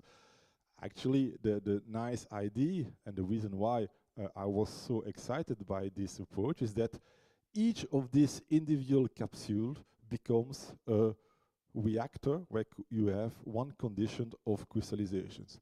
Okay, and we know that crystallization is a stochastic approach, and so in one run you can have thousands or hundreds of conditions of individual capsules, each of them leading or not to a crystallization event. First example is trying to crystallize inorganic salts, and this is exemplified by a sulfur, a copper sulfate, where you have a concentrated solution of sulfur copper sulfate in water. The shell was obtained, as I told you, by this precursor, which is the monomer of methacrylate, and the resin that is polymerized. TPO is the photo initiator, and at the end you have this shell, that is the solid polymeric shell. Inside you have the copper sulfate, and this is, for example, an example where we use the anti-solvent approach, so the capsules with the aqueous solution of the copper sulfate were transferred in a collecting bath that was ethyl acetate, and this anti-solvent addition allowed formation of the crystals. And here you have a very well-shaped, nice crystals of copper sulfate. You see that it's not an event that is uniform in all of the capsules. Some of them contain the crystals, some not, and this opens some questions about what are the fundamental of this nucleation. Can we influence this? Can we modify the parameters to have more or less crystals inside those crystals? We confirmed that indeed it is the pentahydrated copper sulfate crystal forms, and I will show you how we can also go the step further, not only growing the crystals but also characterize them by crystallography. I will show you in a few slides how we perform this. Another example is working on proteins. As I told you, we worked on lysozyme and proteinase K as model proteins so far, but we also want to extend it to other proteins. This is the example of this lysozyme. Again, you have the core that is made of an aqueous solution of lysozyme, and here what we do, we favor water diffusion by transferring the capsules into a collection bath with a higher ionic strength. We have a more sodium chloride outside that force somehow vapor diffusion, water going from the inside to the outside of the core, increasing the concentration of the protein inside the capsule until it eventually crystallizes. Does it work? Yes, it does. Here you have some examples of nice lysozyme crystals. What you noticed is that depending on the conditions, here we varied the ionic strength, so the concentration of sodium chloride in the bath. Depending on the conditions, you have single crystals or you have multiple crystals inside the capsules. And for data collection, we would like to have those capsules that contain only one single crystal. It makes it easier to collect X-ray diffraction data on this kind of capsules. And what Marie made at the time is to try to have a study of the influence of the concentration of salt in the collection bath and having a look on the number of unique lysozyme crystals in one microcapsule. And you see that depending on those conditions, in a quite short window, you can have a dramatic effect on the number of lysozyme crystals that you have. And the optimal was here about 5–6% of sodium chloride to have most of the capsules that contain only one single crystal of the protein. The last example that was used here is the crystallization of glycine. Glycine is an amino acid. It's an amino acid that can crystallize under different crystal forms. And the most stable forms are here. Here you have the three polypolls, alpha, beta, and gamma. The beta glycine crystals are very small, and they are less stable. But anyway, you see here different crystal forms, so it's the same compounds in different crystal forms. It's clearly the definition of a polymorphism, and glycine is a good example of a polymorphic compound. And the question was to see what happens if we try to crystallize glycine using the same procedure. So you have a core solution of highly concentrated soluble glycine in water, the same shell that is formed upon polymerization by the UV irradiation. Here the collection bath is nothing actually, the capsules were just let to air to have slow evaporation, and using this approach Marie again was able to collect many capsules, and with a more in-depth analysis of those capsules, it was possible to identify some of those capsules that contain the alpha polymorph and other capsules that contain the other polymorph, the gamma polymorph. Actually, you can already distinguish the polymorphic forms with a bit of training just by looking at their morphology, but we were also able to further investigate those crystal forms by X-ray diffraction and to confirm that indeed they do diffract in different crystal packings, and so it's clearly polymorphs. So coming to these X-ray diffraction experiments, and this is work that is still under development. Once you have the emulsification, reticulation, and crystallization process that has been done, you end up with crystals inside the capsules, and there are two ways we can apply to try to analyze those crystals. One is the ex situ approach. It is you just break the crystal. I told you it's a solid shell. You break you break the capsules, and somehow you get the crystal outside of your capsule, and you mount it on your diffractometer. You irradiate it by X-ray. This is feasible. That's the way we made most of the experiments so far. But what we would like to also develop now is directly mount the capsule on its own on a loop. This is a loop we classically use to mount crystals on the diffractometer, and you see that the size of this mounting loop is similar to the size of the capsule, and here you have two perpendicular views of a capsule that has been trapped into this loop, and this is the in situ approach on this measurement. It is we directly use the capsule as it is, and we can mount it on the X-ray equipment to directly collect data on these capsules. One of the issues we are facing for the moment, and that's where we are working on also, is that for the proteins, for example, we have to collect at low temperature, and that is classically done by working at in a liquid nitrogen, and so we have to cool the crystals. As you have understood, the crystals are grown inside the capsules in water, and by doing this, by flash freezing, we also have the risk to form a water solid. It's ice, and most of the time we have to add something that avoids the formation of the ice from the water. Typically, this is done by using glycerol, and we are now optimizing the procedure to have diffracting images that only contain the information of the crystal and not from the ice coming from the water that is freezing. But then you have understood what we want to do. Once we have fine-tuned the conditions to be able to flash freeze directly the capsules, we will mount them using these loops and collect directly on the capsules.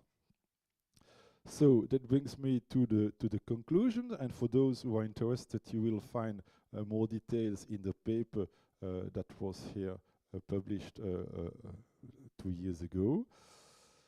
I hope that I convince you that we were able, by applying this Raydrop approach of double emulsification and then polymerization of the capsules to form solid capsules, that we were able to study and generate crystals of a variety of types of molecules, including both small molecules and proteins. What are the advantages as a take-home message is that by working with this approach, we are able to do a high throughput approach. Indeed, we are able to generate about thousands here to about, for example, depending on the frequency, 2,500 independent capsules per minute. The high throughput comes from the fact that you can generate many capsules and they are completely independent, each of them becoming own reservoir for the crystallization. It's less resource consuming than many other approaches because we made the calculations that you can go down to 50 nanogram of the solute, which is a very low quantity, which is very interesting both for the proteins, where most of the time you have to purify them, and that's very time consuming, but also for example, for pharmaceutical compounds or all those chemicals with a high added value, you can have much less compound to engage in your crystallization assays, which is a huge advantage for the approach. Because of the way the capsules are formed, we have an easy way of screening, and we have a fast tuning of the parameters for this crystallization. That is very important for the screening, including the polymorphic screening approach. And what we would like to develop is that because the capsules with this polymeric shell are transparent to the X-rays, we would like to have a direct in situ analysis of those crystals, including the fact that those capsules being stable, we can either analyze them in-house if you have a diffractometer, but you can also collaborate with a crystallographer or send them directly to the synchrotron, so you have a way to transfer your crystals to a center where you will be able to analyze them. Outlooks, what's next? And you will hear about Josephine, and our ongoing work is to see how general this approach is. Can we work on other systems? How general is this approach? There are also possible extensions. If you see here, all the molecules that on which we worked so far are either proteins, ionic salts, or these polar zwitterionic molecules, which are all soluble in water. And to be honest, this is for us one of the limitations so far, is that we are forced to work with an aqueous core. And so the possibility of extending it to other core phases is one of the challenges and one of the next perspectives.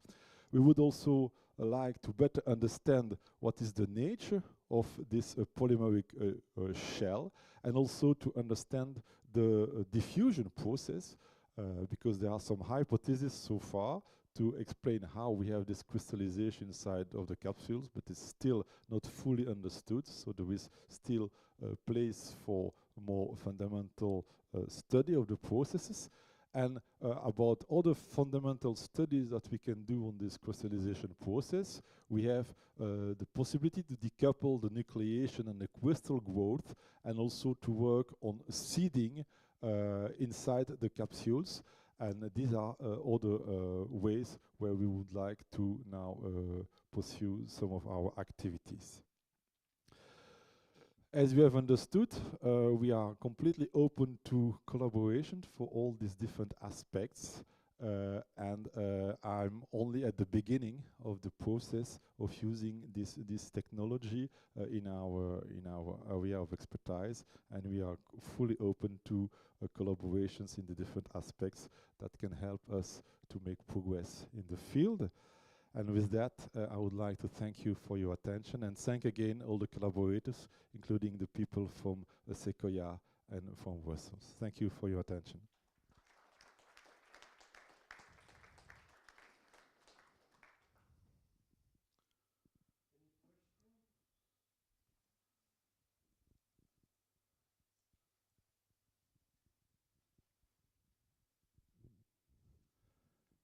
During coffee break, we have a lot of time to discuss.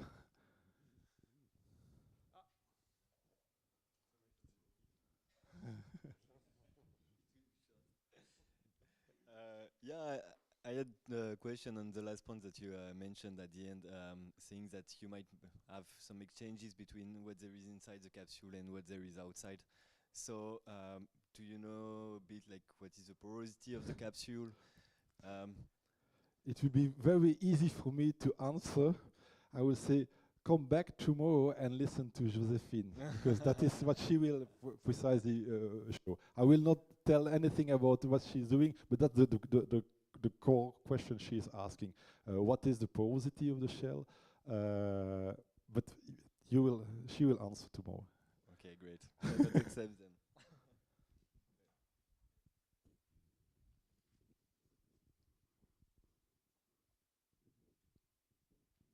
Okay, thank you, Professor. Thank you. Let's have a 15-minute breaks, coffee break, then we can talk.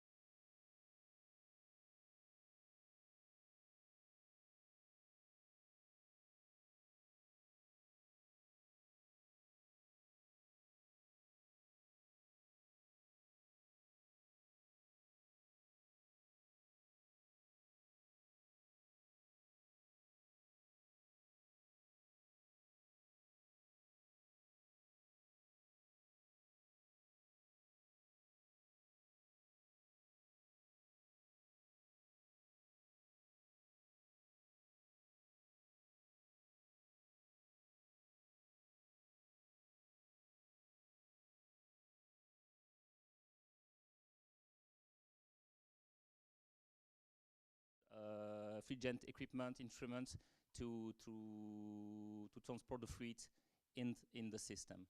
And then we have the presentation of Camille from the IFPEN about the use of the Raydrop to measure the interfacial tension between both fluids in a Raydrop. Okay, so I don't know what is the best for you to see. Maybe come around the equipment.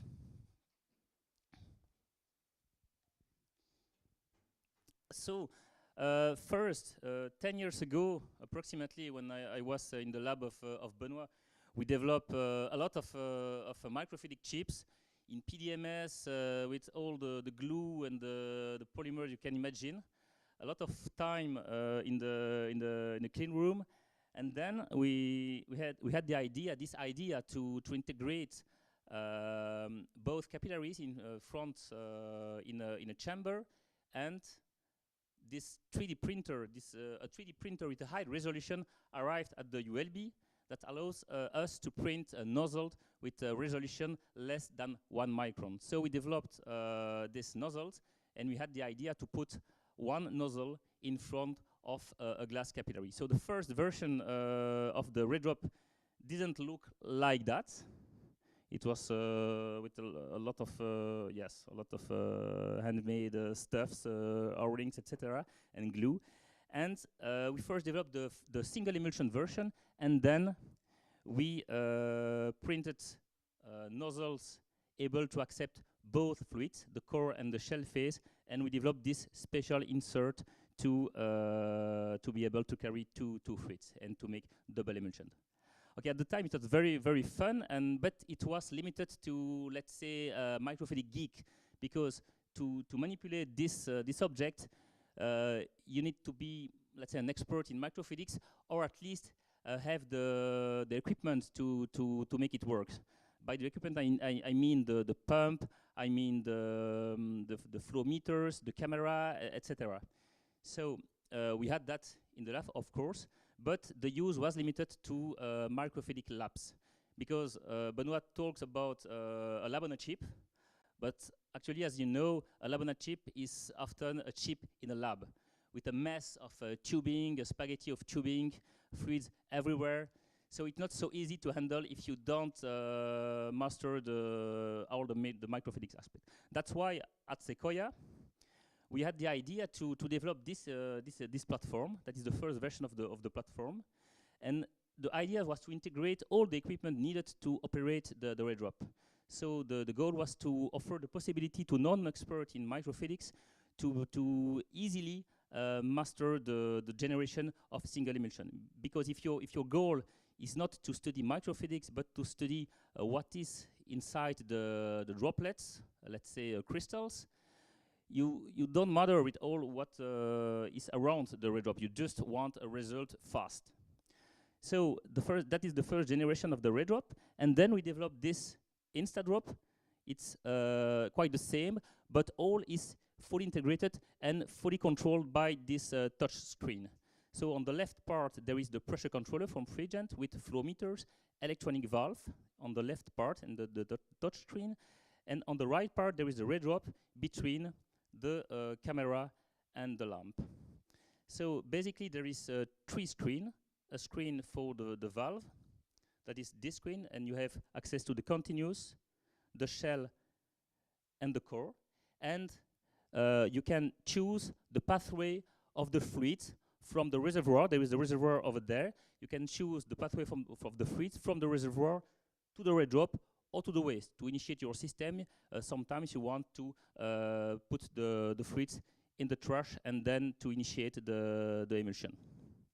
The next screen is a graphic screen. You can monitor the flow rates and the pressure, always keeping an eye on your emulsion. And the last main screen is the camera. So you have access to all the parameters of the camera. You can record some images and make a beautiful zoom on the image. That is an air bubble. It's happened.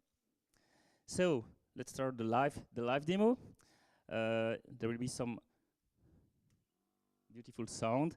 That is the compressor. Usually at the lab you use some bottle, but okay, it's not allowed to put the gas cylinder in this in this building. So let's start with the continuous phase. I will put some pressure. Let's first check that the pathway is okay. So from the continuous phase to the Raydrop. I just increase the pressure. So a pressure is applied on this reservoir, and so the fluid goes into the Raydrop. I increase the pressure, and so you see that the flow rate is, of course, increasing.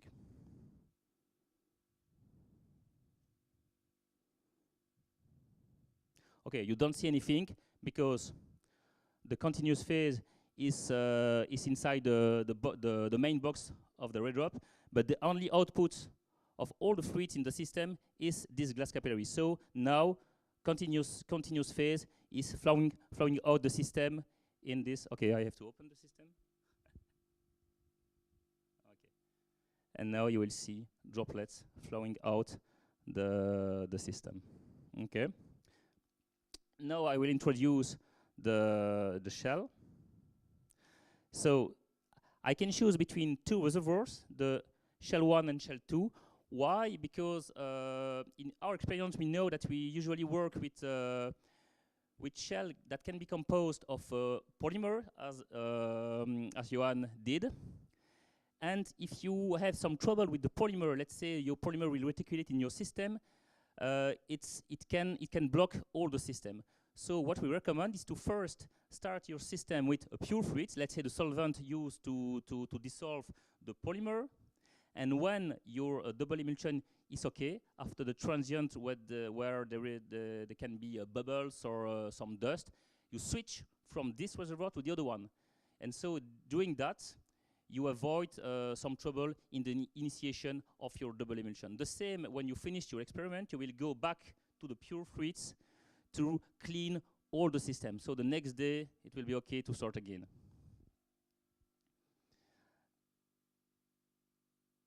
Let's increase the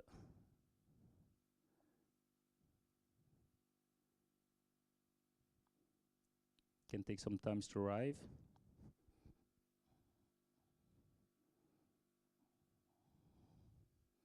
Some bubbles.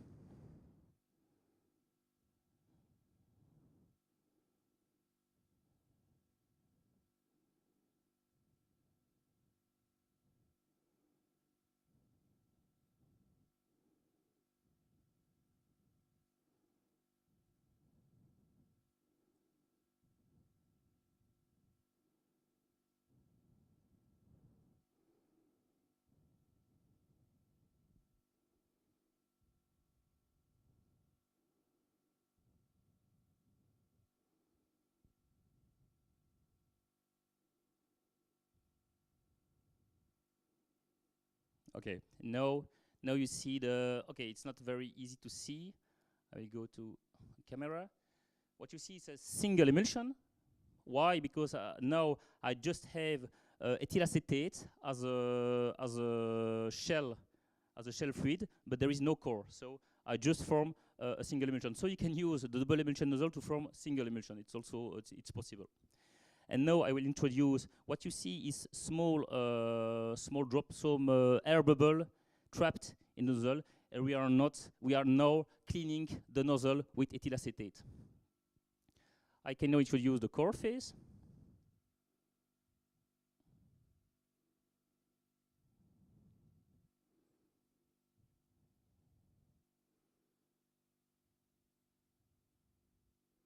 Okay, and you see double emulsion with now air bubble. So you can also encapsulate bubble. And now its flow rate is too high.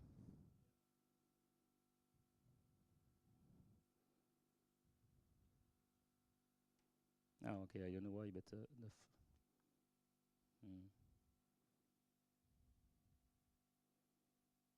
Oula. Live demo.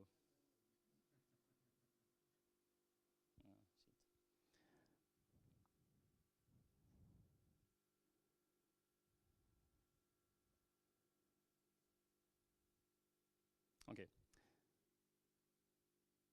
Sorry for that. Live demo, as I said.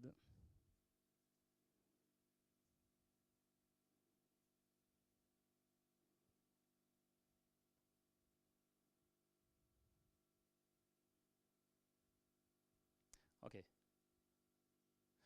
So you have this double emulsion. You can fine-tune the size of the shell, ratio between the shell and the core by tuning the flow rates. But if you want to have access to other very different sizes, because in this case what you can do is go from let's say 100 to 400 microns, because the capillary in this Raydrop is 400 microns. And if you want to change the size, but to go low, to go to small droplets, you have to change the geometry. So we'll change the nozzle and the capillary. And changing this geometry, you will have access to another range of sizes. But in this range, you can vary the size by playing with the flow rates.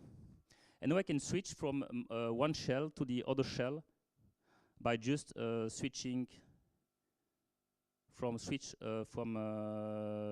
reservoir 1 to reservoir 2 using this electronic valve.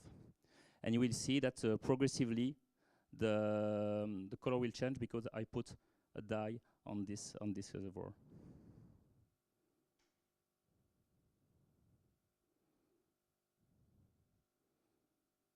Viscosity is not the same, so I have to adapt the pressure to push this oil in the system. Sorry. Why? There is some. Okay.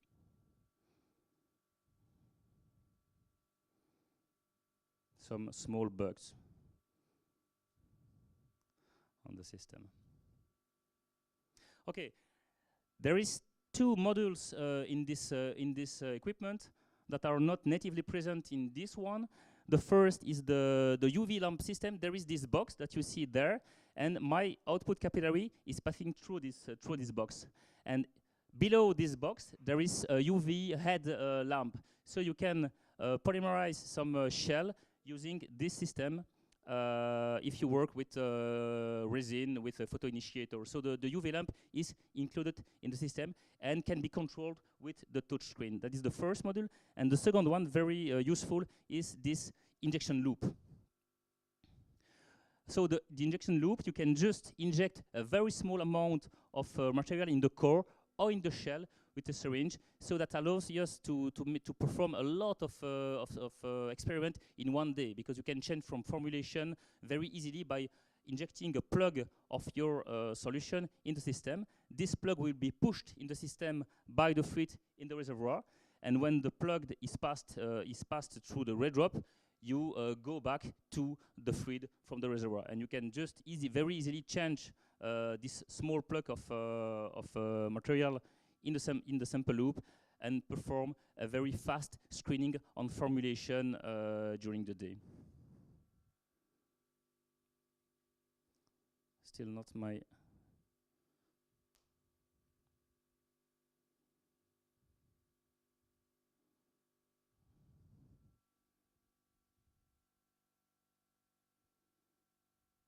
Do you have any question about the... Yeah?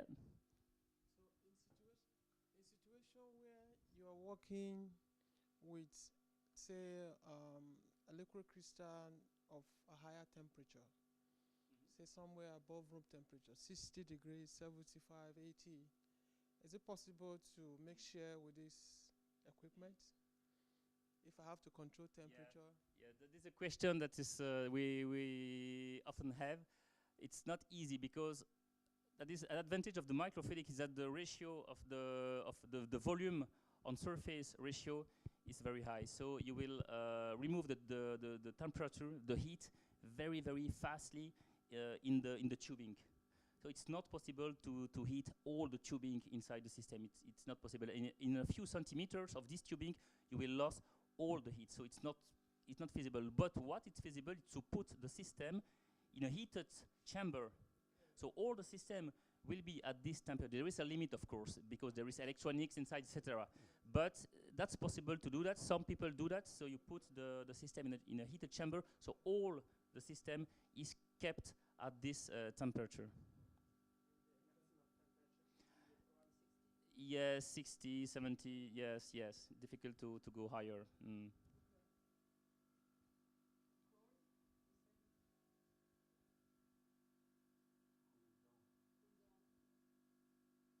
Another question? The same way, in the same way, yes. Of course, it's easy to heat, to just heat or cool down the Raydrop because it's metallic. You can put a heating resistance on the system, so you will keep the chamber heated, but it's more difficult to heat or cool down all the fluids from the reservoir to the Raydrop. Yes.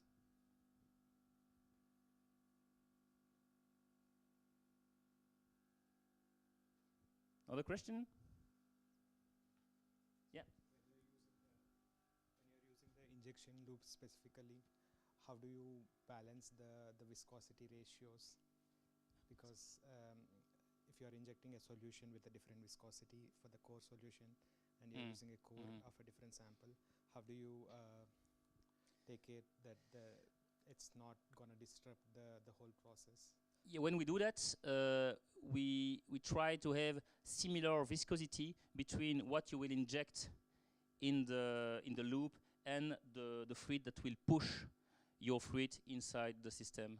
Yeah, that's always possible to increase the viscosity of the PUD, let's say the fluid in the reservoir, to match the viscosity of the fluid in the sample loop. The question I was asking particularly is because, so if you want a certain volume of the injection sample, let's say 200 microliter, you need a tube of length of 200, which could fit the 200 microliter volume. So this is also creating the extra pressure drop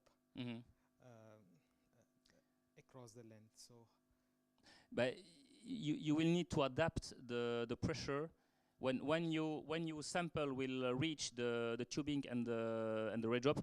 You will need to adapt the pressure to maintain the target's flow rate. But with the system of a Fluigent, it's also possible to control the flow rate, impose a flow rate. You will say, okay, I want to work at 10 microliter per minute, and the system will adapt the pressure to keep this flow rates. Yeah. That's also a possibility. So just ask the system to work in flow rate, not in pressure, and it will adapt the pressure. When your viscosity will change, it will progressively adapt the pressure to maintain the flow rate you want. What happens with the viscous liquids in that case? Because the fluid, the flow rate sensor could not measure the viscous liquids, which mostly everybody would use. So the flow rate sensor will not measure the flow rate of the liquid in the sample loop, because this plug of liquid will not pass through only the fluid from the reservoir will go through the flow meters actually. So you will measure the speed of the fluid pushing your plug in the system. But as you mentioned earlier, sure. The viscosity of the core and the core injection sample has to be closer, at least closer together, to have the least possible disruption. Sure. And the most of the flow rate sensors available are not able to measure the viscous samples, the viscosity of viscous samples. That's a good question. Maybe Joseph can answer this question about the sensitivity on flow meters. It depends on yes, but it's true, it depends on the viscosity that you are searching for. Usually with flow sensors, the typical ones that we have, we compare it like to the viscosity of the honey. So if it is more viscous, it's like really difficult like to have it. Usually in the applications, I will explain further after, like we use typically the same, let's say, solution in the core than compared to the initial core. Usually it is just like, for example, API or just like, for example, the drug or the cells that you are encapsulating that you are adding in the same solution. So in this case, the flow rate should not be, or it should not change a lot because it's the same. However, when you are using like a different composition, say here, yeah, it can be tricky. One of the solutions, as Adrien said, like you can work in flow rate, but in this case, all the pressure will adapt itself. But I think also like we'll have some adaptations in order to do. For example, instead of 200, maybe you can go with a little bit higher or a little bit lower, in order like to reach the same. Let's say like you will have an extra volume just to pass the microfluidic chip. Yeah. Another question? Did you ever experience like a triple emulsion? Yes. What could be the potential application for that? Actually, we don't know. We had someone working on the triple emulsion for 5 months, a student from France, and she obtained very beautiful results in triple emulsion. But that is a technology in search of application, I will say, because there is some limitation. We worked with a big nozzle to avoid some trouble, so we are not able now to make very small triple emulsion. The flow rates were very low, because the difficulty you have with double emulsion is not 1/3 more when you are working with triple emulsion. It's let's say 10 times more difficult to adapt viscosities, interfacial tensions, etc. So you need to work with surfactants, but in 3 phases instead of 2. So yes, it's difficult, but she got very good result. But okay, now we don't have a straightforward application, but we are looking for. So don't hesitate to propose some application for triple emulsion. Yeah.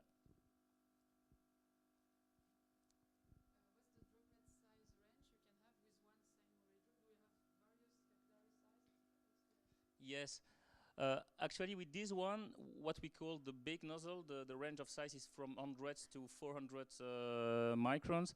And with the smallest we can do with a small nozzle and a counter nozzle in front of the nozzle. That's the trick we use to reduce the size very locally, to avoid to have too high pressure drop in the system. Because if we put a very small glass capillary in front of the nozzle, it's not possible to work, because you will get too much pressure drop in the system. So what we do to reduce the section, but very locally, we put a nozzle in front, a counter nozzle in front of the nozzle. And this way we succeed to make droplets from 20 microns, yes, in double emulsion 20 microns. And if you want to obtain small particles, not droplets but particles, there is some process that exists when we'll put some solvent with your polymer, let's say your polymer like PLGA, and by extracting the solvent after the droplet formation, you will get at the end very small particles, a few microns. It's possible. It depends on the concentration of the polymer in the droplet. But let's say that with this equipment, you are able to make droplets from 20 to 400 microns by changing the Raydrop the geometries. My oil is there. I need to push to.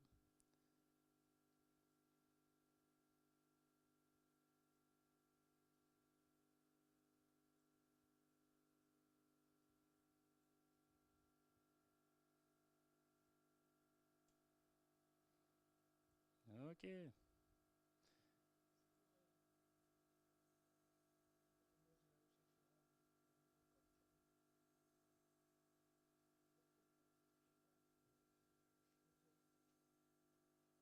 Okay.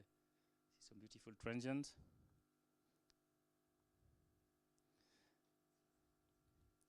And voila. It takes some time to go from the shell 1 to the shell 2, because all the tubings were filled with the shell 1, but usually it's faster. But it's an example to show you how you can manage, I would say, fluids with something that can clog your system. Let's say cells or polymer, salt, something that can precipitate. You always want to have this reservoir with pure fluids to prime the system and clean the system. Okay, thank you for your attention. And I have one okay, sorry. last question. I'm sorry. Sorry. Since you mentioned the cells at the end, so I have the question related to the shells. So imagine if you have a sample with some cells inside a core phase, and they have to pass all the tubing to come to the Raydrop. So No, how much you will use definitely use the sample loop. Still 50 centimeters of tubing. How much would be the shear stresses? That's something we study in a publication that will be published soon. And actually, the cells doesn't suffer from the pass through this length of tubing, and they didn't suffer from the pass through the shear stress at the nozzle. So actually, with the cells we used in this experiment, actually 3 types of cells, and even stem cells where didn't suffer from the pass through the tubing and the nozzle. So let's say it works with cell. But you're right, you will not be able to work with the reservoir because they will sediment at some time. So you will have some aggregation of cells in the tip of the nozzle. So it's better to use the sample loop. Yeah. I agree with your suggestion because that's the same problem I face, and of course I adapted in the similar manner. Okay, thank you. So now I invite Joseph to join the floor and present different applications that we developed in collaboration, the collaboration Fluigent Secoya. I will stop this system. Merci. Thank you. You will need that, Joseph.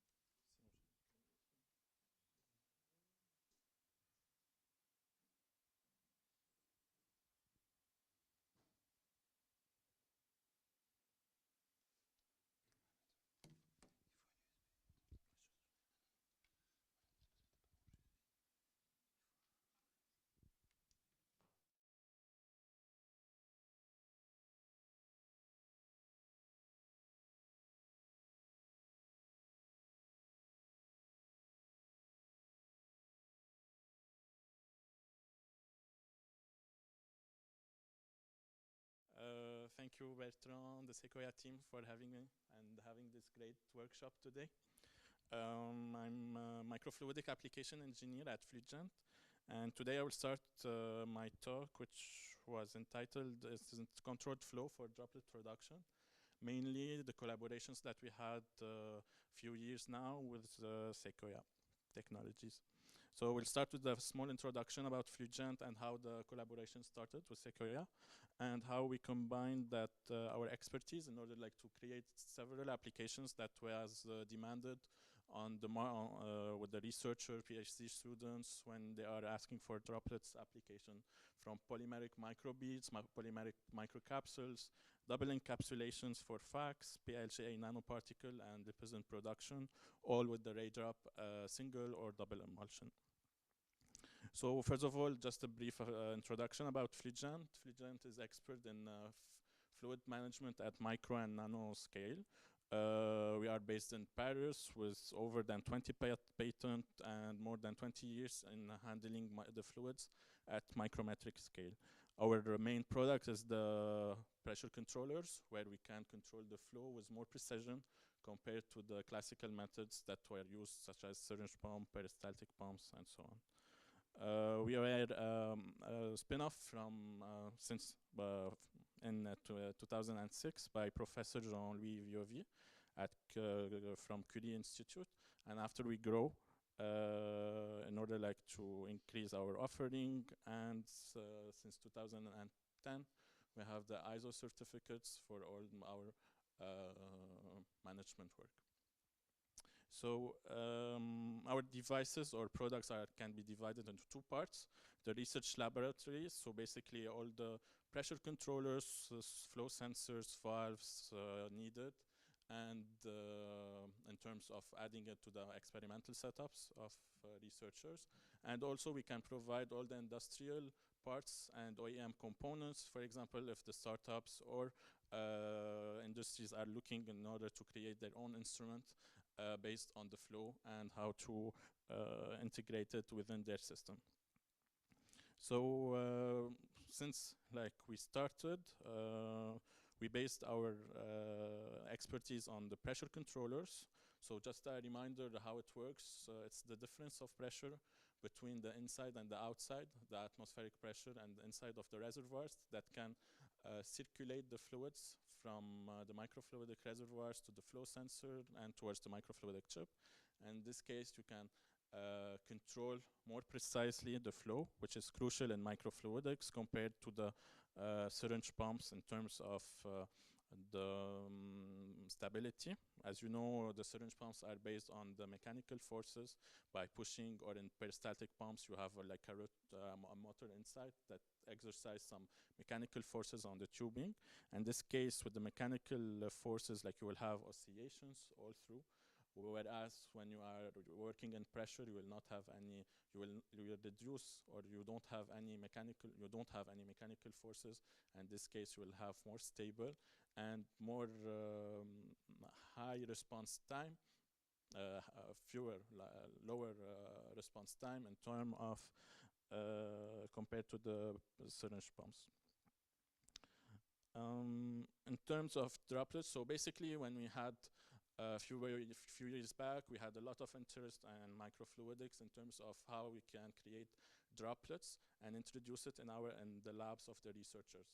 And usually the PhD students, researchers came with the first methods that they were using, such as the bulk method. You can consist in a mixer. It is easy to handle. However, you have a lot of limitations in terms of polydispersity, low encapsulations, and difficult to encapsulate biological compounds. However, our first offering was the classical PDMS chip, where you can create, compared to the bulk method, a high monodispersed droplets with high encapsulation efficiency. But it's still, in this case, the chip that was fabricated or customized was just a single emulsion, where you need still difficult to handle. You need some surface treatment if you are working in advanced methods, and require also, for example, if you are working in PDMS, in-house expertise, or like you need the clean room in order to create your mold and so on. And in this case, when by this, we started the collaboration with Secoya by working with the Raydrop and the unique designs that it offers, as explained before in the earlier presentations. So since like you don't need any surface coating thanks to this design, you can work in water and oil or oil and water and single emulsion, and the same for the double emulsion, water and water, oil and oil, water and oil. With the same devices. So we started this collaboration in order like to develop the applications and offer it for any inquiries or demands. And since then, like we started developing proof of concepts in order like to help adopt this technology directly with Secoya in terms of single emulsion by producing microbeads, PLGA particles, alginate, or double emulsion chitosane bacteria, encapsulating bacteria, for example, and PLGA microcapsules and more. So in the next slides, I will show the proof of concept that we succeeded to develop during the collaboration. And it is all the results were done by the team of Secoya, and the fluid handling was done by Fluigent. So we'll start with the polymeric microbeads. Maybe it was one of the packs that we created it. Maybe Adrien remembers it well. So we have still a lot of tubings, but it's better compared to the classical methods, but it is dedicated for the PLGA microbeads, where you can see the pressure controllers, our old software in order to adapt the flow sensors and the flow controllers and the Raydrop. And this combination compared to the microscope, and afterwards we can collect it. So how we adapted the flow, let's say, in terms towards the Raydrop in order to have the easiest configuration possible at that time. So you will have the pressure controllers with the pressure supply. We pressurized the reservoirs where you can, depending on the application. Here you will have PLGA, so you will have water in PVA as a continuous phase. Ethyl acetate, here it was for cleaning. Ethyl acetate was PLGA when we start producing the microbeads. In order to make it easier in terms of the cleaning and fluid handling, we added switches that can help the researcher like choose which flow that he wants, if it was for cleaning, priming, or the experiments that he is using. And afterwards, the flow unit, where you can control either in pressure or in flow, with the flow easy connected to the pressure controllers, and afterwards towards the Raydrop. Here it is the single emulsion. Again, here we can put some switches in order to automate, let's say, the system. The first results that the team had in terms of ethyl acetate, in terms of PLGA microbeads. So here you can see the nozzle of the single emulsion Raydrop and the counter capillary with lysosome in suspension. So the idea was to encapsulate lysosome in PLGA microparticles and do some tests in order like to evaluate which is the best configuration. So basically like we can use 0.5, 1, 2 in order to see which is the best percentage, and afterwards also the same for the lysosome. The droplet sizes in this case or with this configuration was 100 to 50 micrometer with the bead side. So after reticulation it can decrease to 30 to 12 micrometer with a dispersion of 3% at maximum. So this was like one of the first applications that the team developed, and we can see also like as we control the flow and the geometry of the Raydrop in terms which was easy in order to control the droplets. You can see how you can change or tune a little bit the size of the droplets by variating the flow rate. Here you can see two graphs where we fixed, for example, QC, the flow rate of the continuous phase and the flow rate of the dispersed phase. And you can see by when the QC is fixed, like the sizes remain the same. where when the dispersed phase is fixed, you can see that the diameter of the droplets is decreased. So in this case, we can see that droplet size can be strongly controlled by QC, by the continuous phase.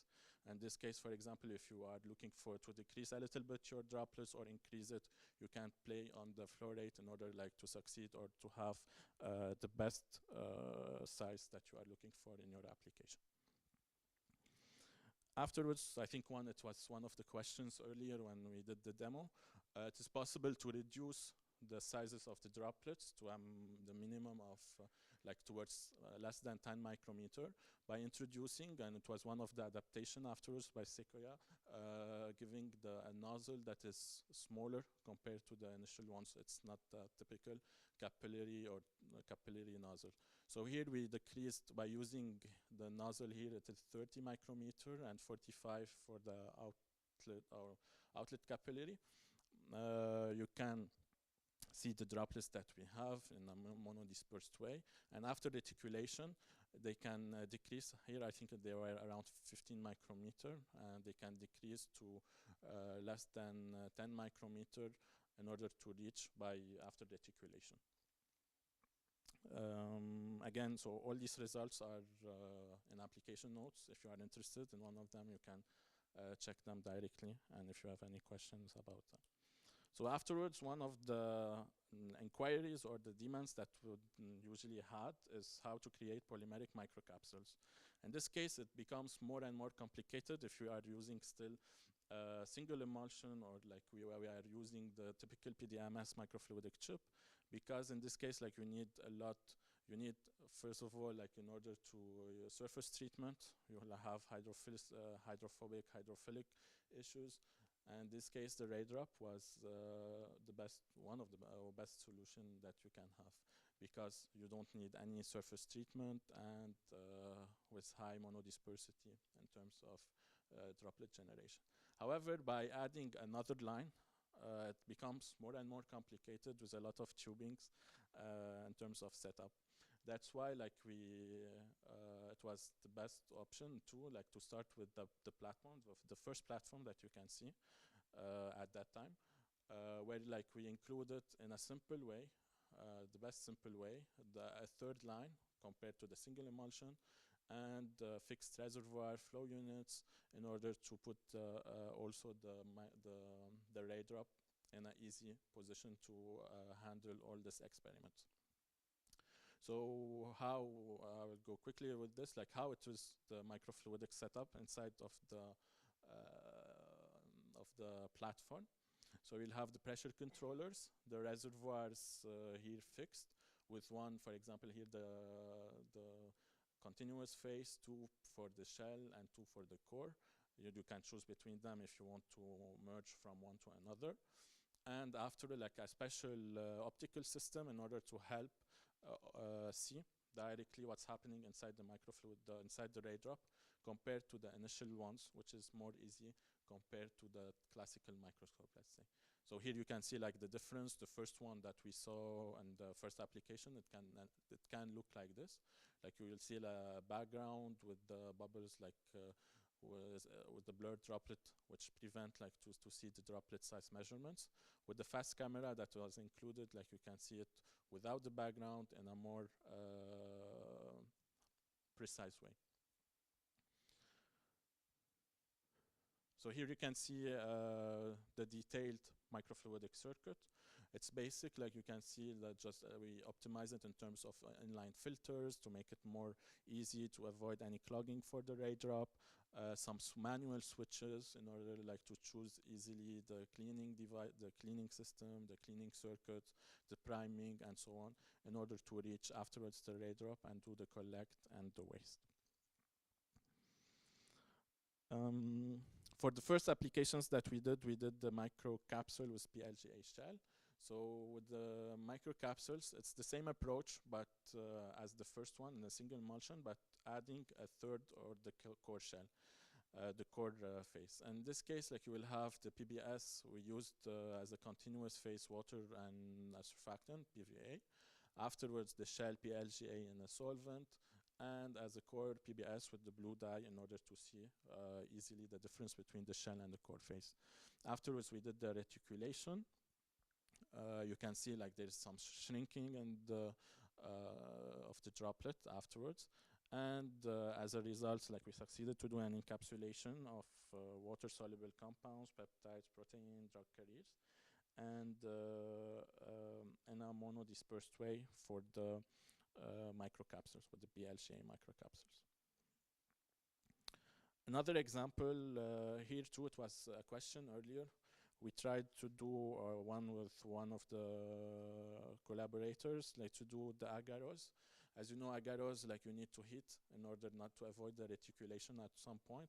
It was a custom way, like you can see we put the platform inside a custom temperature controlled chamber as much as possible in order like to avoid the reticulation and do really the passage, and it works fine with this. The last one, it was presented by Professor Johan. I will just like explain how it how was adapted to the platform too.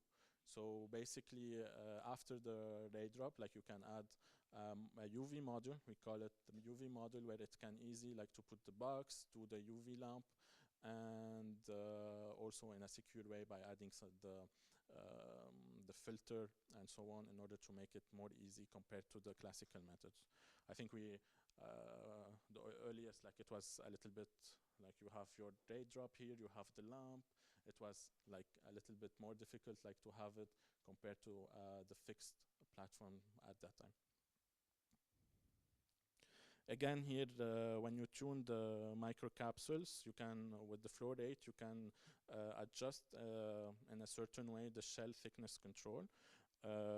Again here, for example, if you fix the core face or the shell face, you can see which face it is affecting the thickness of the shell So basically here, if you can see the shell thickness is the difference between the droplet diameter and this the droplet inside the droplet, let's say. So when you here, when you increase the shell thickness increase with the dispersed or the shell flow rate. Here, for example, the flow rate was around 30 microliter per minute, and in the second image, the shell face were around 2 microliter per minute. So depending on the applications that you are having, you can tune the size or the diameter of the thickness, sorry, of the shell. So overall, for both single or double emulsion, for now, thanks to the Raydrop, like we can have single emulsion droplets from 40 to 400 micrometer with the classical capillary that we have, and for double emulsion from 90 to 400. But also thanks to the advancements or the optimizations that we had from the Secoya team, you can now like reduce it to 15 micrometer or 25 micrometer for single and double emulsion respectively, thanks to this geometry, which can tune also the generation of the droplets. Here I think some of you might have seen it, so we grouped all the configurations that is possible. And you can see like the variety of the sizes that can have with the Raydrop that we can choose in function of the application, from 25 to 40 micrometer, and it's either if it is in you will have two materials, the metaacrylate nozzles or the glass nozzle, which is more complicated to do in small diameters. Afterwards, so after all these advancements, we had another applications that was requested. It was the double encapsulation methods for fax-based droplet sorting. So with the University of Toulouse, they were interested in doing the fax based on the droplets. So they encapsulate E. coli, for example, and afterwards they need to do the fax sorting with it. So fax, it's the fluorescence activated cell sorting, which is a technique to purify specific cell population based on phenotypes detected by flow cytometry. The advantages, the single cell technology, very accurate in terms of the cell size, cell granulosity, the fluorescence. the limitations here, no cell compartmentalization. So basically, like you need a specific environment in order like to create or to use before entering the fax sorting instrument. So that's why the idea was to encapsulate or to create droplets of water and oil in water, where you can encapsulate the bacteria, and once we collect them, we can afterwards pass it to the fax instrument. So we used here the Raydrop double emulsion, where the nozzle, where the shell face and the core face were entered to the nozzle, and afterwards created the droplets and collected. In order to make, as discussed also earlier, in order how we can encapsulate the bacteria or the cell easily compared to the, in order to avoid any passage through the microfluidic system. So we added a loop. At that time it was the this the L switch, which is like you'll have some design in order like to switch from position 1 and position 2. The first position you can do the injection directly by a syringe, and afterwards you can do the loading in your microfluidic setup. In this case, you avoid passing through the filters, the tubings, the lens, all the lenses towards the microfluidic chip.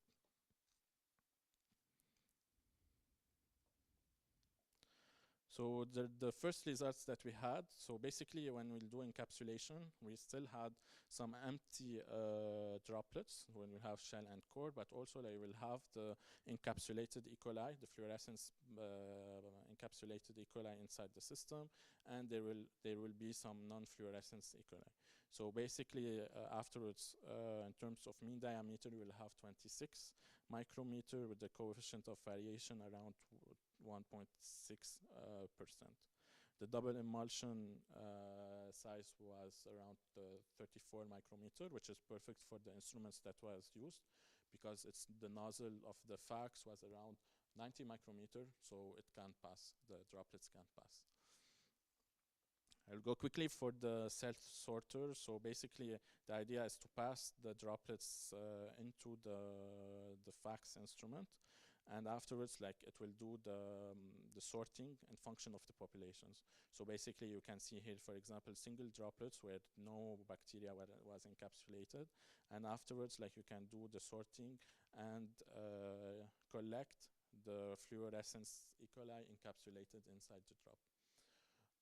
The sorting efficiency was around 85%, which is the typical percentage when we are using these instruments.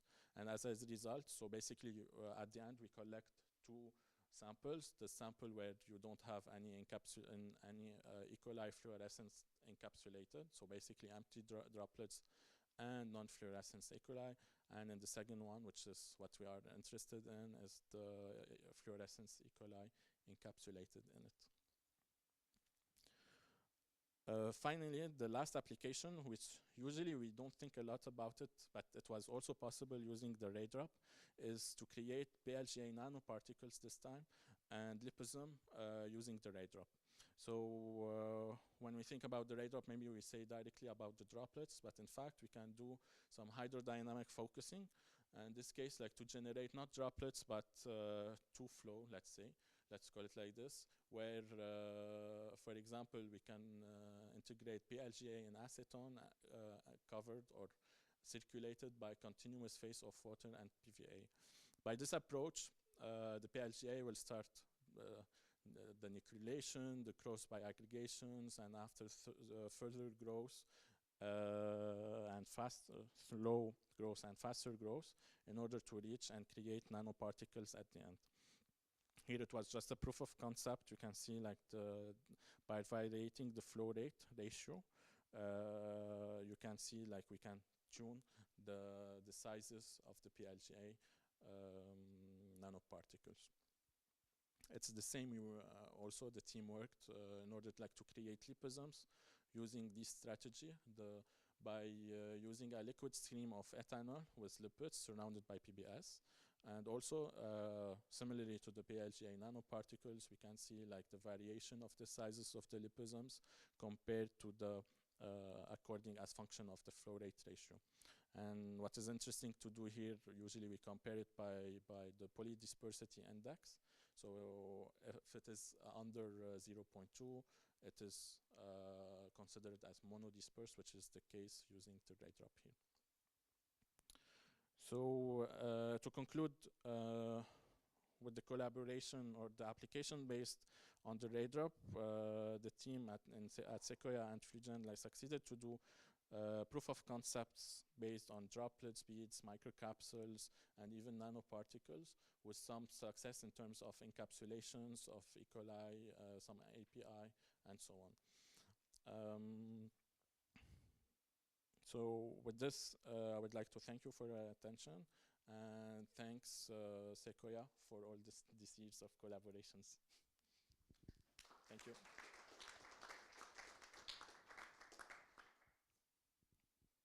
If you have any questions.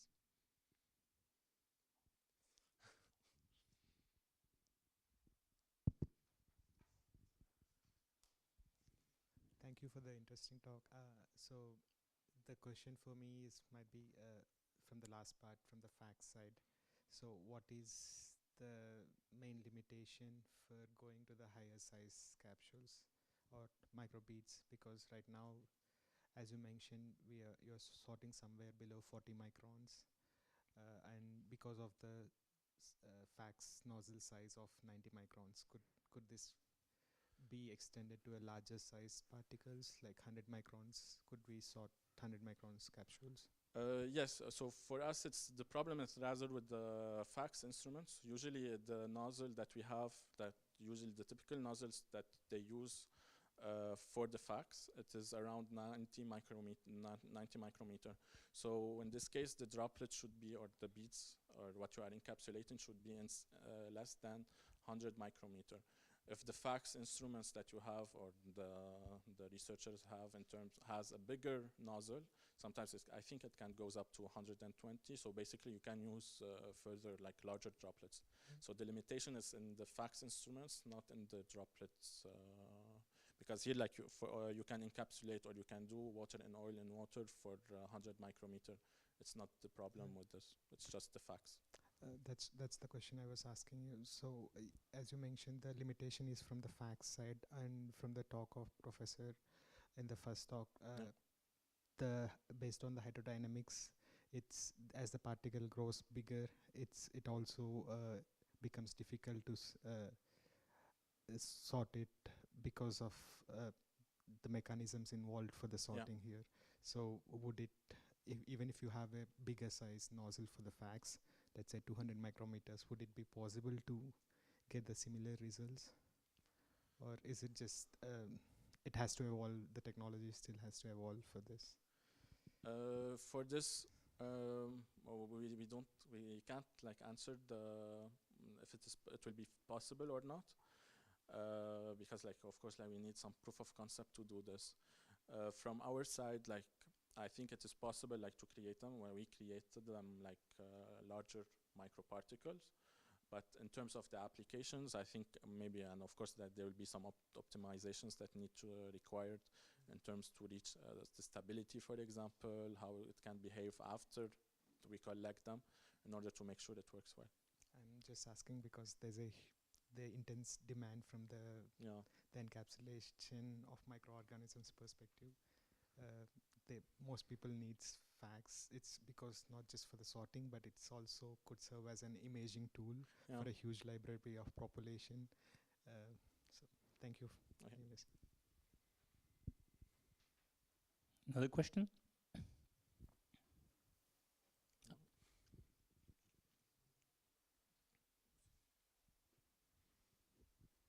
I have two questions, one technical and one more general. When you show the first setup, when you add ethyl acetate and ethyl acetal PHGA, you have the switch, but then you have one flow meter behind. So do you have any adaptation of the flow meter? It's a thermal flow meter, right? That should be rescaled depending on the fluid you have. Yes, and if you are talking about this flow unit, there was the sketch in the schematics, here.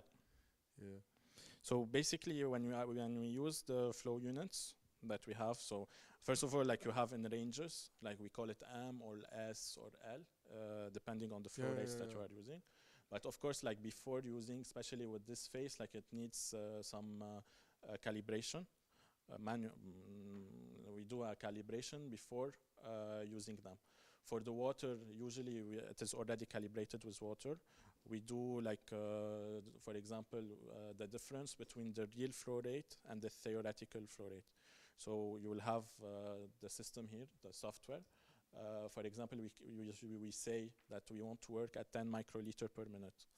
And afterwards, we measure by weight. So we weight the sample to see if it is really 10 microliter. I mean, during when it's functioning, when you switch, do you have anything in the software that is that also switch the constant? You know, because you switch the liquid, then then the flow meter. I mean, it works. It's a thermal flow meter, right? So the heat capacity changes if you change the liquid. So do you have a real time switch? Because it's the same flow meter downstream, the switch, yeah. But yes. You change the fluid. So how could we rely on the measurement if you? So for this, again, I think usually we use like it should be a little bit the same composition of the fluid. So here, for example, ethyl acetate, but there is the PLGA. I think it will be more viscous. So when we need to calibrate it before, I think, in order to, once we do the switch, also you switch the calibration of the flow rate. Yeah, I just was wondering whether there was an automatic no, switch. it should it's not automatic.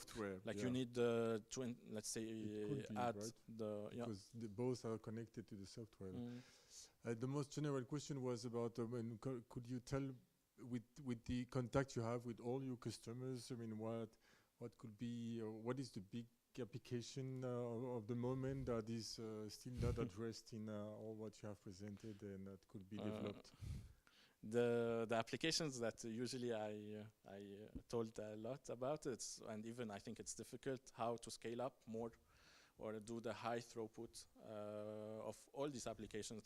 For example, the liposums, the microcapsules in general. If we do, like, for example, ton per hours and stuff like this, so which is still, I think it's difficult. Like, for example, we succeeded, we have an application note, I think, that you do the parallelization of the Raydrop, but sometimes there's customers or inquiries about how we can produce, let's say, kilograms or even ton per hours of the microcapsules, the liposums, and so on. Okay, thank you. Thank you, Benoit. That was my question. What are the hot topics on encapsulation? But you didn't mention the GUV as well, because I know they use this question. So I don't have any further question.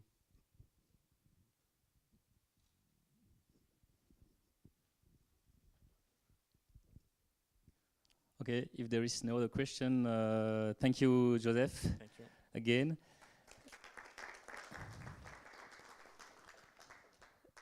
And I invite Camille Brigodiot from IFPEN to join the floor.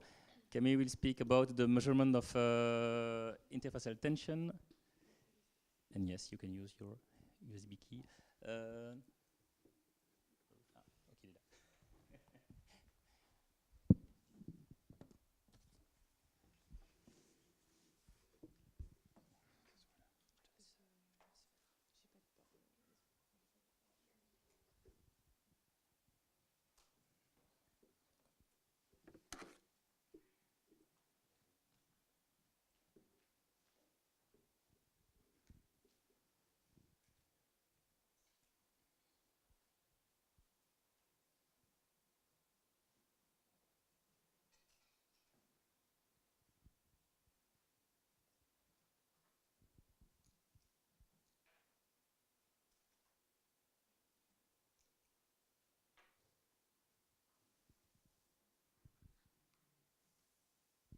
So more precisely, Camille will present a result on short-time dynamic interfacial tension measurement using microfluidics.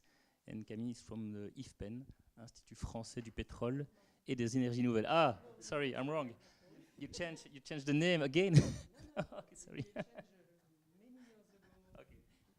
It's IFP Energie Nouvelle because we do not work anymore on petroleum from more than 10 years now. Just in French.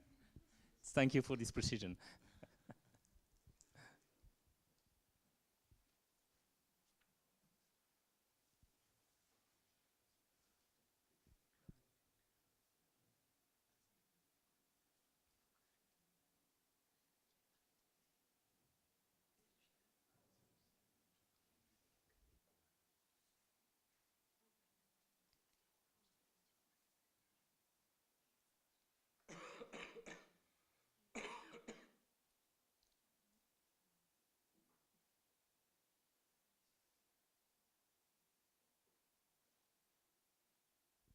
So it's faster to produce double emulsion in InsaDrop than to put a USB key in a computer. That's a result. That's a result of today.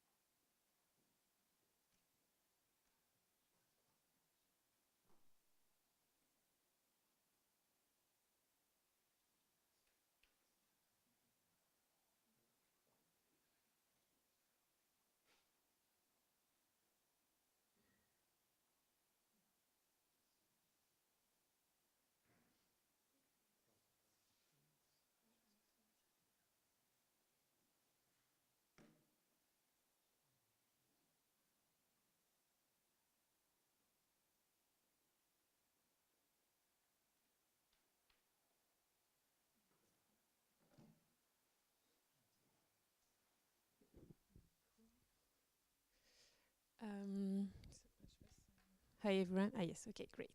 So I've changed a bit the title.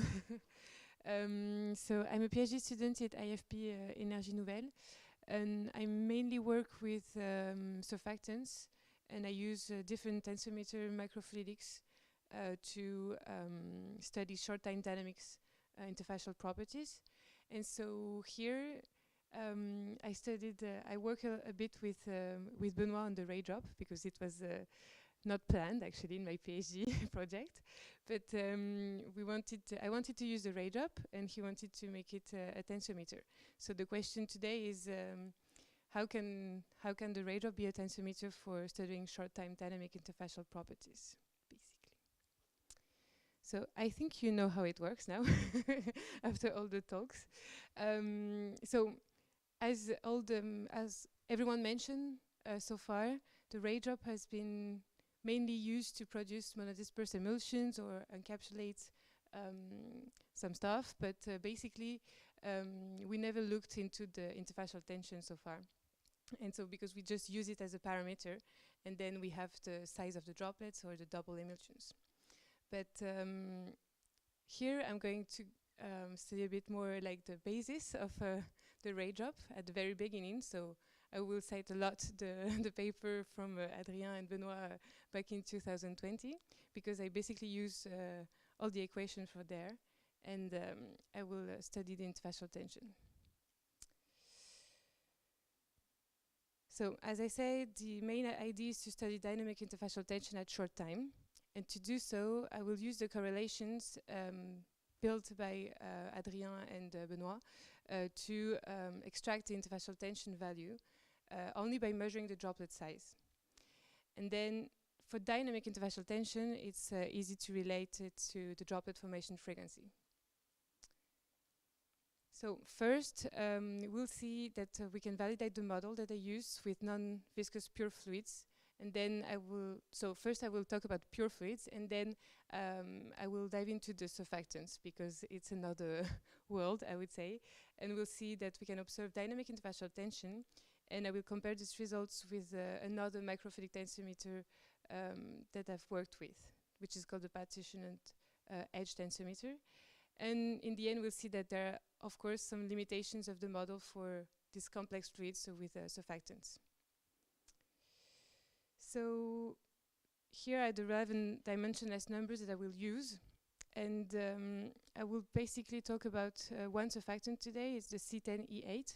So it's a non-ionic surfactant. And what I do is I basically put in the continuous phase the water plus the surfactants, and then I produce oil droplets. So I think it's important to say that compared to what has been done and how the model was built, I don't do exactly the same thing. Is that in the paper, it has been validated for water in oil, so droplet of water in oil. And in my study, I actually do oil in water, and in water plus surfactants. So we have a little differences in the numbers, and especially in the Laplace number, because I work with a very high Laplace number, and you will see that maybe it will change a bit in the results. So here are the correlations that have been built. I just took the correlations in the paper, and as you can see, you can have the interfacial tension by having so it's related to the capillary number, which is also related to the size of the droplets. And then you have also the other numbers, so the viscosity of the continuous phase, the flow rates of the continuous and the dispersed phase too, continuous mostly here. And then you have all the fluids properties here and the geometrical parameters. So I only present you here the results with the small nozzle. And basically I've worked with these properties all the time.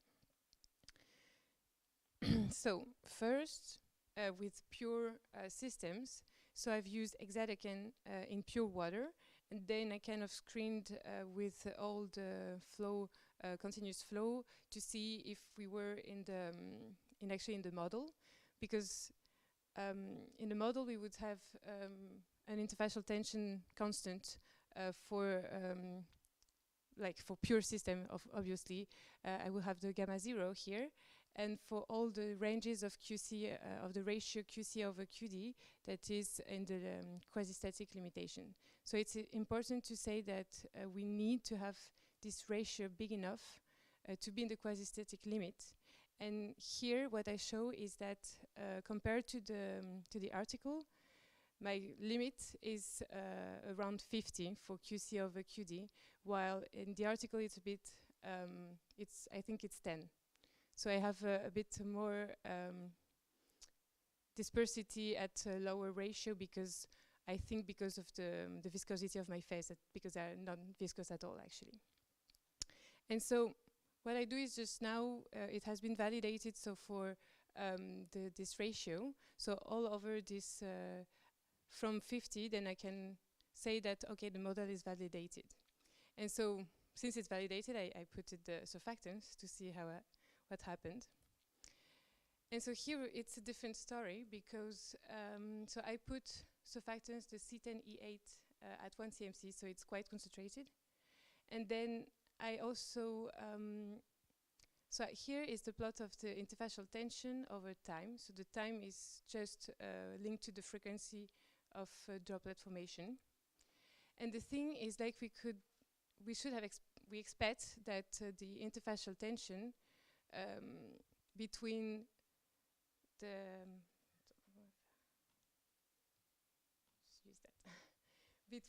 the QC, well, for different QC, we would expect that we have the same dynamics, because it shouldn't change the value of interfacial tension. However, as you can see here, we have faster kinetics observed for higher continuous phase, continuous flow rate. And we don't, it means that we somehow, the model cannot, is not completely in agreement with what we see here, because we don't have the same kinetics.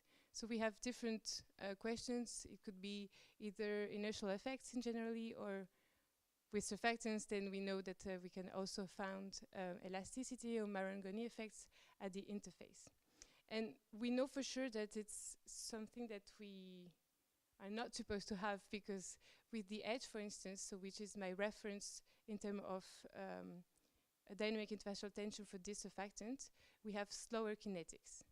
So I think here that with the model as it is today, it's actually the interfacial tension at a given time is actually underestimated compared to the one that is actually done.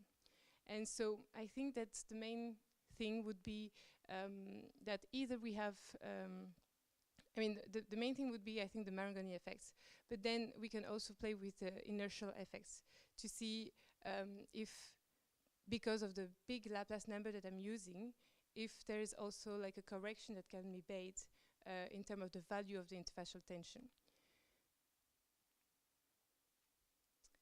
So what I've seen is that there are some limitations for the system exotic in water because I think, first of all, of the Laplace number, that it's much bigger than the one that we used for building the correlations. We still have a validation for the system for pure systems, even though it's a bit restrained. I mean, we can also increase the domain of validity of for pure systems by adding inertia, for instance. And then we still observe kinetics, so kind of absorption of surfactants at the interface. But the values of the interfacial tension are a bit, I think, underestimated, either because of inertia, but most probably because of Marangoni effects. And I actually started to look a bit into the inertia effects. So I took the code from Javier Rivero. He kind of helped me to do a better, like a code a bit more friendly for me. And I used some capsule software. And I've seen actually the influence of inertia for my system. So for instance here, if we take a non-viscous, like a ratio around 0, for instance, it's basically what it is in the paper. Then you see that at 720, like 750 Laplace number, so which is my case, we have a shift of the capillary number, like the correlation of the capillary number with the radius of the droplet is shifted. So we already see that there is a kind of a shift in the model. And then if we also kind of play for this given Laplace number and we see with different viscosity, then we also observe a shift. My viscosity ratio is here, and we see that also we can play with that. And so the question is that it is really possible to build new correlations, I mean, in my specific case at first, and then probably it will kind of improve the value of the interfacial tension. Yeah. So answering the question as is the Raydrop be used, can the Raydrop be used as a tensiometer? So first, I would say yes, because it's easy to determine the droplet size. It's very easy. And so you can easily have the interfacial tension. And for pure fluids, if you are in the domain of validity, then you have really accurate interfacial tension. So for sure. We can also observe adsorption kinetics with surfactants. And it's also very easy to determine the surfactant transport time by the frequency of the droplet formation. But then, for now, as I said, the dynamic interfacial tension values are really shifted from reference data. And that could be because of inertial effects or elasticity Marangoni effects. So first of all, I have to build kind of new correlations, and we'll see, and I expect the values to shift and actually meet a bit more the reference data. So yeah, thank you very much to invite me here, and thank you Benoit and Javier also for for the code, and also of course Adrien for the paper and all the correlations and the talk we had, and Christy.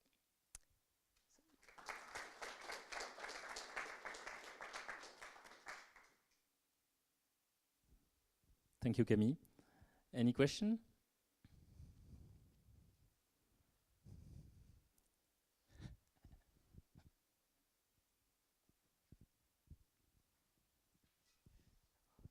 Very interesting perspective to use the Raydrop for the interfacial tension measurement.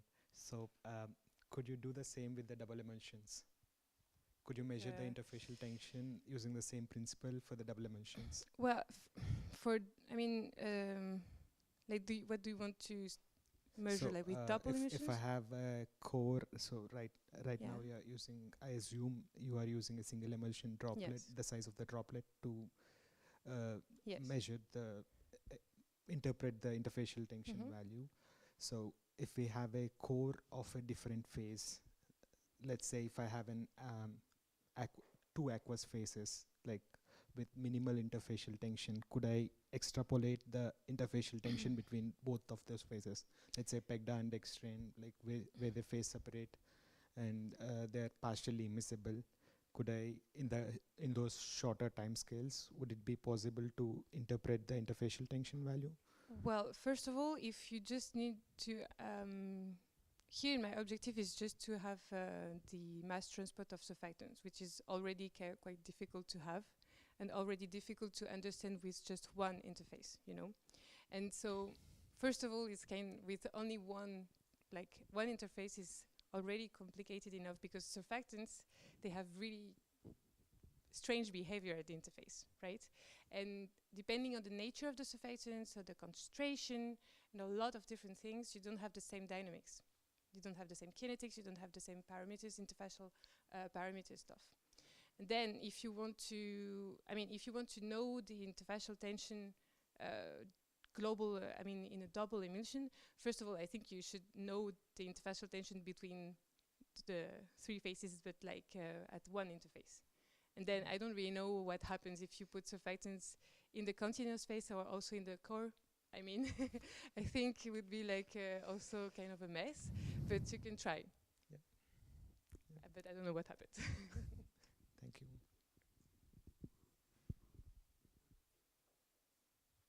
Another question? I have a question about when you use pure fluid, you get some good result, good agreement between the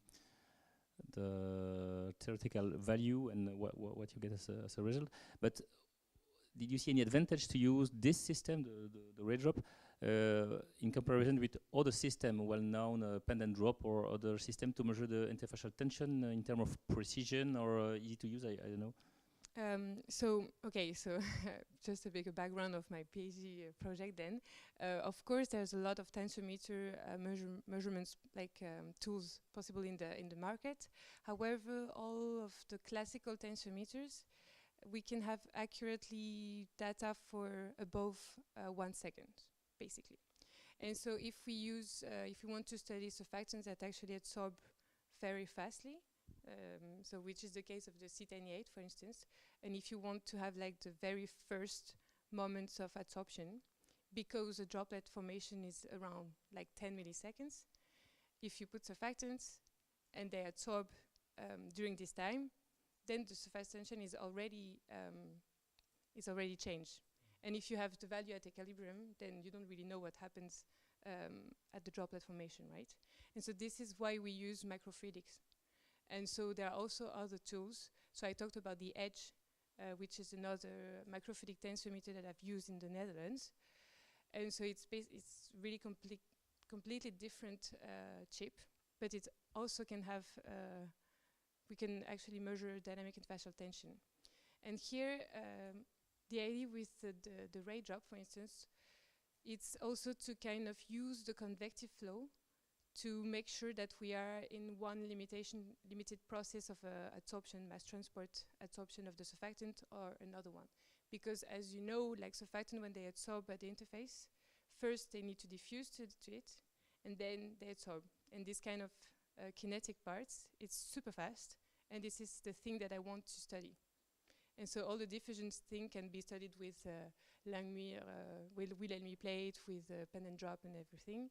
And microfluidic can have like this last step. And so if we play also with convection, we are sure that we don't have the diffusion part, for instance. And that's also why it's interesting to have like a flow like that. In IFP, I also work with the co-flow from the Guillot paper and the work that is done. So mainly I have like 3 tools and I kind of have to decide which one is better and which mass transport mechanism I can reach comparing to all the experimental setup. Okay, thank you for this complete answer. Other question? No? Thank you again, Camille, for this nice presentation.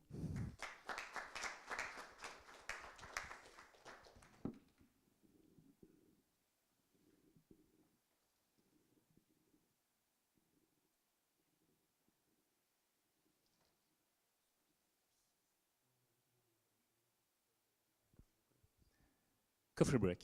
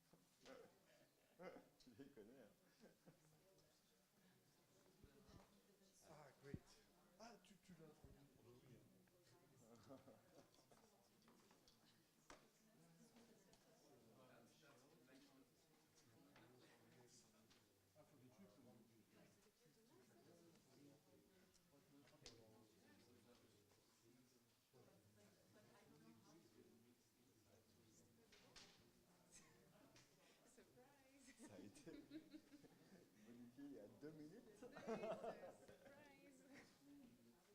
C'est ma réponse ce matin, donc ça va. Dites-moi s'il y a des typos sur les diapos.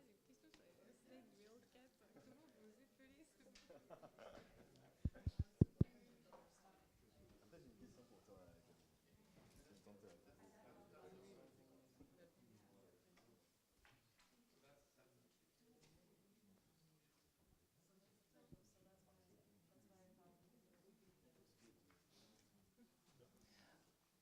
Okay, the last presentation for today will be given by Jean Cappello about the fabrication of alginate beads and mechanical properties of these beads. And then after his presentation, we'll make a round table of each of you is invited to explain where he's from and what its interest in microfluidics in general. Okay. Thank you. Jean, the floor is yours. Okay. So, hello everyone. My name is Jean Cappello, and I'm going to speak about a microfluidic technique to fabricate alginate beads with homogeneous mechanical properties. So, we were interested in making these beads because they are used in plenty of fields for a huge amount of application, and maybe one of the most known application is for cell encapsulation. Indeed, alginate is biocompatible, biodegradable, and can reproduce quite well the cellular environment of the cells, making them like ideal candidates for this purpose of cell encapsulation. But we can also find them in other fields, such as in the cosmetic, the food, or the paint industry, where they are used to protect some encapsulated compounds or to modify the texture of creams or liquids. But also, for me as a physicist, I see these objects that have a very well-controlled shape, a size that can be tunable, and as well as mechanical properties that can be tunable, as model objects to mimic the behavior of more complex biological objects, such as cells or spheroids. All right, so now that we all know why it's important to fabricate these alginate beads, how do we actually fabricate them? So we need two main ingredients. A first one, which is just an alginate solution, and the second one, which is a divalent cation. And the most used one being the calcium cation. So you put together these two ingredients, and you get a cross-linking of the alginate, leading to the formation of an hydrogel. So now, in order to fabricate beads, you can use some microscale techniques that relies on the fabrication of droplets of alginates that fall into a bath containing calcium, leading to the cross-linking of the beads and the generation of your beads. But these techniques come along with some drawbacks, such as no monodispersity. You get beads that are quite polydisperse. Also, you cannot very well control the shape of the beads because when the droplet impacts the bath, it deforms while it cross-links, leading to a poor shape control. And also, you can only reach quite large bead sizes, typically with a diameter above 300 microns. So you cannot use these beads to encapsulate cells. Indeed, if you want to encapsulate cells, you have to have exchanges between the cell and the surrounding medium, and these exchanges are not good enough for bead larger than this critical diameter of 300 microns. So that's why some microfluidic techniques have been developed. And so microfluidic techniques allows for the fabrication of very rounded shape beads with good monodispersity, and of course, using these microfluidic techniques, you can reach quite small sizes. And one of the first techniques that have been proposed was relying on the fabrication of a single emulsion, where we have droplets of alginate into an oil phase, in which we have nano droplets of calcium chloride that are suspended in the oil phase. So then this nano droplet gets in contact with the droplet of alginate that triggers the jellification and leads to the formation of the beads. But in that case, as the cross-linking will occur first at the periphery of the bead and then it will diffuse through the inner part of the bead, you will get non-homogeneous mechanical properties because you will get a non-homogeneous cross-linking of your alginate. So to face this drawback, there is another approach that has been proposed, relying on the use of a chelating agent. So a chelating agent will be a molecule that will trap calcium at neutral pH, and then when we will decrease the pH, it will release the calcium that will be available to cross-link alginate, for instance. So here the idea is to mix alginate plus calcium chelated by this chelating agent, which is here EDTA. We defabricated droplets of this mixture into an oil phase. This mixture was already like homogeneously mixed, and then they acidified the oil. By this mean, the acid will diffuse through the droplet, releasing the calcium, leading to the cross-linking of the bead, and leading then to homogeneous mechanical properties because the calcium was initially homogeneously reparted into, distributed into the drop. All right, but then there is one last drawback with these two techniques, which is the fact that you will recover your bead into an oil phase. And then, in order to resuspend these beads into an aqueous solution, you will need to use quite challenging oil removal steps. So yeah, bead recovery in oil. And that's why here we wanted to propose a new protocol allowing for the fabrication of beads, once again with a very rounded shape, quite good monodispersity, small size, homogeneous mechanical properties, but also directly into an aqueous solution. Like that, we can also decrease the amount of oil that is used. And so we proposed this approach, relying on the fabrication of a double emulsion, in which, as a core phase, we have a mixture of alginate plus calcium EDTA. This core phase is surrounded by a thin shell of oil, and this double emulsion is fabricated into an aqueous solution that can be acidified. So in order to fabricate this double emulsion, we of course used a Raydrop double emulsion device. And as a continuous phase, we used an acidified aqueous solution with some surfactant, 1% of PVA here. As a shell phase, we used oleic acid, and as a core phase, this mixture of alginate plus CA EDTA. So by using the Raydrop, we managed to fabricate in one single step this the double emulsion that we can see here. And this double emulsion was recovered into a bath of an aqueous solution that was acidified. And so here we have a picture of the double emulsion. We have seen plenty of pictures of this kind today, but we can see here the shell, which is a bit darker. And these double emulsions remain stable for around 10 to 15 minutes. And during this time, there will be a diffusion of the acid from the collecting bath toward the alginate droplet through the oil shale, triggering the release of the calcium and the cross-linking of the bead. And after this 10 to 15 minutes, what we observed is that there were a spontaneous detachment of the oil shale, releasing the bead directly into the aqueous solution. And here we can see a picture just after the oil detachment, where we can see in dark the oil and at the background the bead, which is already well formed.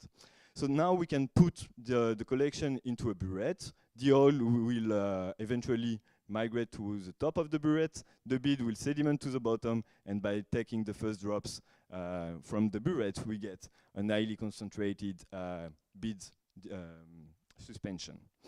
And then we started by characterizing the shape of these beads and the diameter of the beads.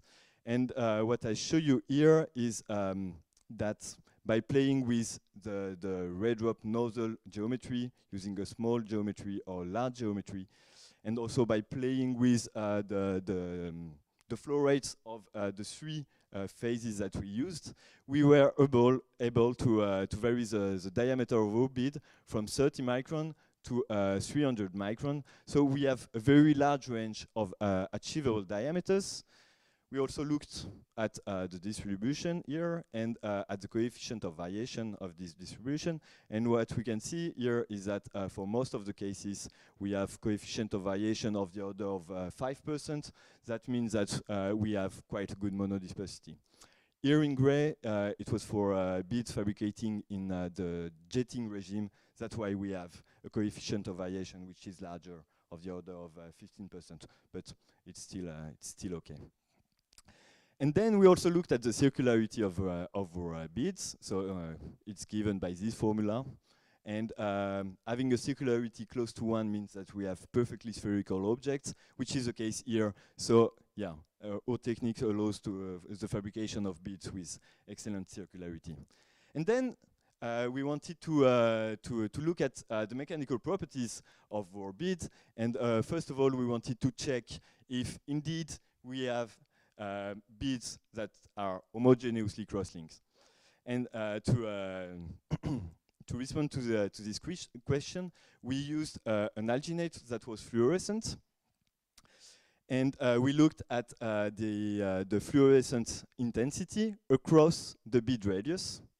And what we obtained is shown here. So we had an intensity that was monotonously decreasing from the center to the periphery of the bead, which is typically the signature of an homogeneous cross-linking. And we can compare that, for instance, with bead fabricated with a chelated-free approach, here with the nanosuspension of calcium chloride nanodroplets, and for which we observe that the maximum of the intensity was located at the bead periphery. So here we don't have homogeneous mechanical properties, and the periphery is more cross-linked than the inner part of the bead. So okay, in our case we have these homogeneous mechanical properties, and then we ask ourselves what was the Young modulus of the beads. And so in order to measure the Young modulus, we used a nano indentor, which is an apparatus that indents the bead with a very small bead that measure the force of indentation as well as the penetration depths. And typically we get these kind of curves. Here we have the force of indentation, here the penetration depths, and we have two phases, one loading phases, one unloading phases. And the loading phases can be fitted by the Hertz formula that relates the force, the penetration depths, to the Young modulus. So by means of fits here, we can derive the Young modulus of the beads. And so we measured the Young modulus of different beads fabricated from solution in which we varied the amount of alginate that we put, and also the nature of the alginate. And here I show you that we were able to vary the Young modulus over more than 2 orders of magnitudes, from 100 Pascal to 10 kilopascals. And these are actually also typically the Young modulus that we encounter for cell or for spheroids, making this object a very ideal candidate for as model object to mimic the behavior of these more complex biological systems. So yeah, so just to conclude, our techniques allows fabrication of very well-controlled objects, beads, with a large range of achievable diameter directly into an aqueous medium. These beads are at homogeneous mechanical properties, and that can be tuned as well. But then the question, one question remains, which is, can we encapsulate living objects into these beads? So we tried first with yeast. So here we have one yeast in a big bead of alginates, and we will monitor the evolution of this yeast cell among time. And as we can see here, the yeast multiply, so it actually survived the encapsulation process. All right. And then we also tried with cells, but unfortunately, with this technique, all the cells died. And we suppose that is due to the fact that during the fabrication process, the beads are into this very acidified aqueous solution that kills the cell. And that's why we are currently developing a protocol adaptation to increase the cell viability. But this, I think that Léon Rambot will talk about it tomorrow. And so yeah, I'm done. So with that, I would like to thank you for your attention. And if you have any questions, we'll try to answer them. Thank you.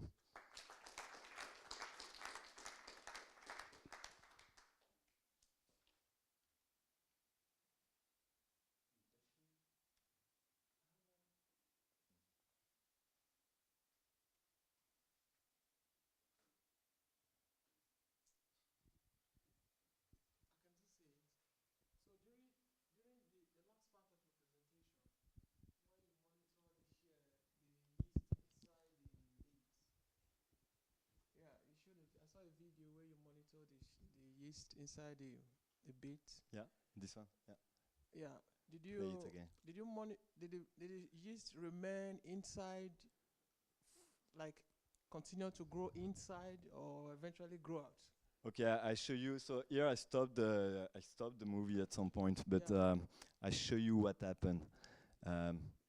Is that there? Yeah, I think so. Up. Okay. Oh no. Wait. Ne pas ignorer. Okay. I show you the end of the movie now. Paf. So yeah, they multiply too much, and they eventually break the alginate that it's quite soft, and then it completely invade the medium in which the bead was suspended. And we had some problem with the biologist in the lab because of this yeast inside the incubator. Yeah, yeah. The full story. Another question? No question? Was surprised. So in this case, would you propose using the triple emulsion so that you can make some other shell to prevent the yeast from escaping out? If you make a triple emulsion in the same manner, but have a stiffer shell material? It's actually a good idea. So yeah. It might be a very nice application for your triple emulsion, Adrien. Like putting like the medium outside, and then even if the yeast goes outside, yeah, it remains in the triple emulsion. Earlier I Why heard not? that you're using PDMS or other polymers. If you have PDMS there, definitely it cannot leak out PDMS. Yeah, but at some point you have to bring cell medium to the yeast just to feed it. Yeah, but so the whole gel or microcapsule you call it, it's a hydrogel, so it's gonna absorb the medium. Yeah, but if you put another layer as a third shell, I think at the second as a second shell, I'm not sure. We can think about it, but yeah, it might be a good idea.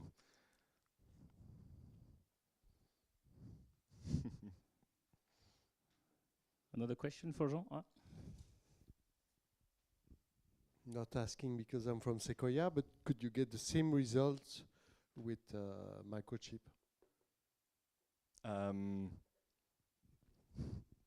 We haven't tried. Okay. We haven't tried. I guess yes, but I mean, your device is great for that. We get this double emulsion in one single step. We don't have to do any efforts to coat the different part of the PDMS chip. So yeah. It's possible to get double emulsion using other system, of course, but you need to have. There is no surface treatment. Yes, you need to be able to manage a PDMS chip with a UV mask, etc., to make your own chip. And then apply double coating in the double junction. So yes, it's possible, but it's tricky and it's time consuming. But yes, or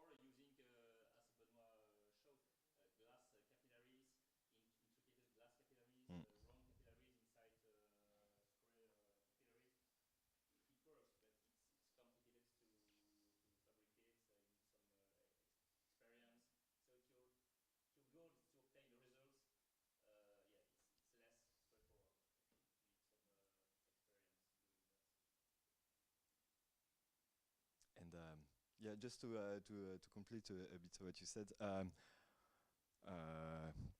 Yeah, for me, this what I presented was just a tool to fabricate bits. It's not. It wasn't my purpose to look deeply into the fabrication of the alginate. I just wanted to have a model object. So I didn't want it to spend too much time doing these objects, and for that, I think that Raydrop is great.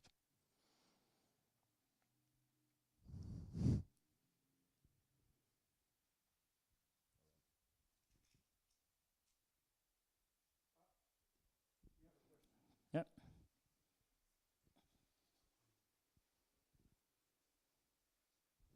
Just a small question. Why do you think it didn't go the other side too? Like it is increasing from one side, but So why it's not coming towards like maybe increasing towards the left and afterwards break the alginate?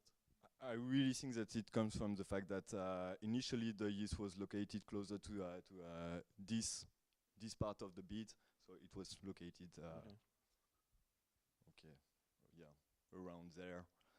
So then it's it went out from there, and this is like a failure of the alginate. Alginate at some point break, and this breaking event is something difficult to characterize.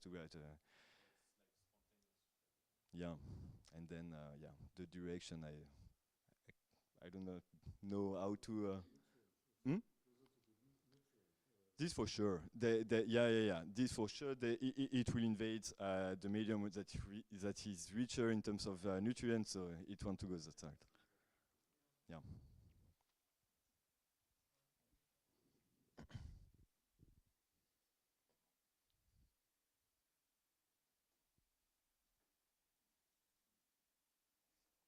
No more question? I think it works. Yes. No more question. Thank you, Jean, again, for this presentation.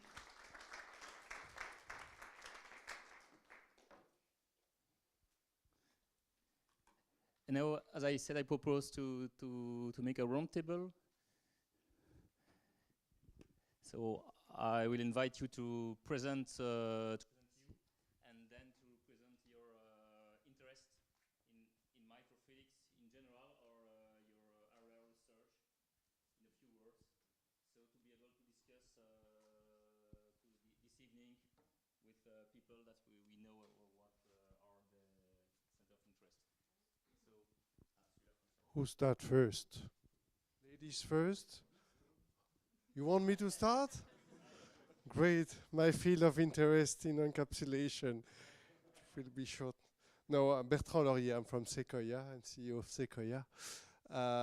My field of interest today is to see what makes amazing for Secoya and in the encapsulation technology. We discussed with colleagues, of course. It's we never stop to discover the field of application.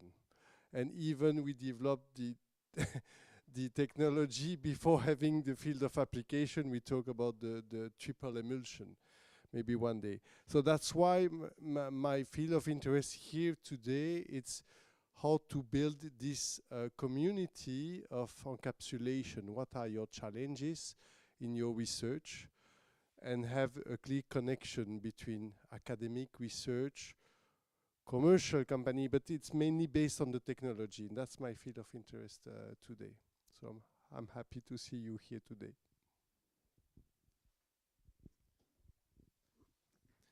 Okay, so okay, yeah, I give a presentation, but still Benoit Scheid, so I'm professor at ULB and research director at FNRS.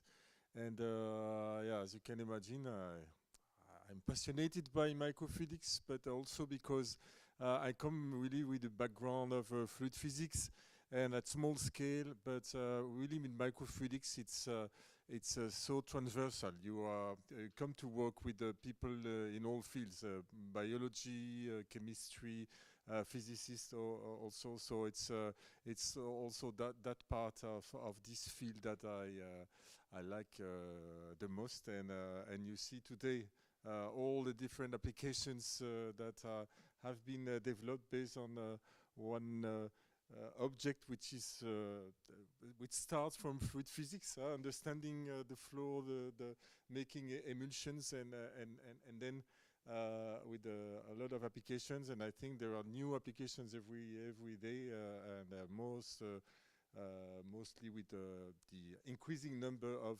users. I mean, that's for that part. So that's very a good pleasure also to see that today. Okay. Okay. Hi everyone. So I just presented, but I'm Camille Brigodiot. I'm a PhD student in IFP Énergie Nouvelle. And I'm interested in microfluidics since I would say my master in microfluidics. And then I had several fields of, I worked in microfluidics for doing micro models, some model porous medium. And also now with my PhD, it's more focused on fundamental properties of interfaces.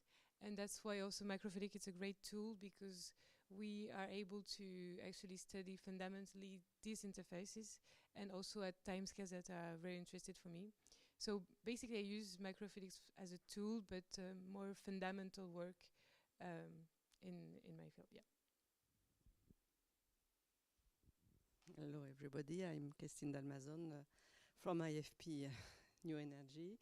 So I am a research engineer specialized in characterization of complex fluids for new energy, and in our lab we use, as Camille said, microfluidic as a tool for trying to make some characterization, essentially interfacial properties of complex fluids. So we are very interested in using this technique to have access to the different properties of interest for the different processes that we are developing in IFP.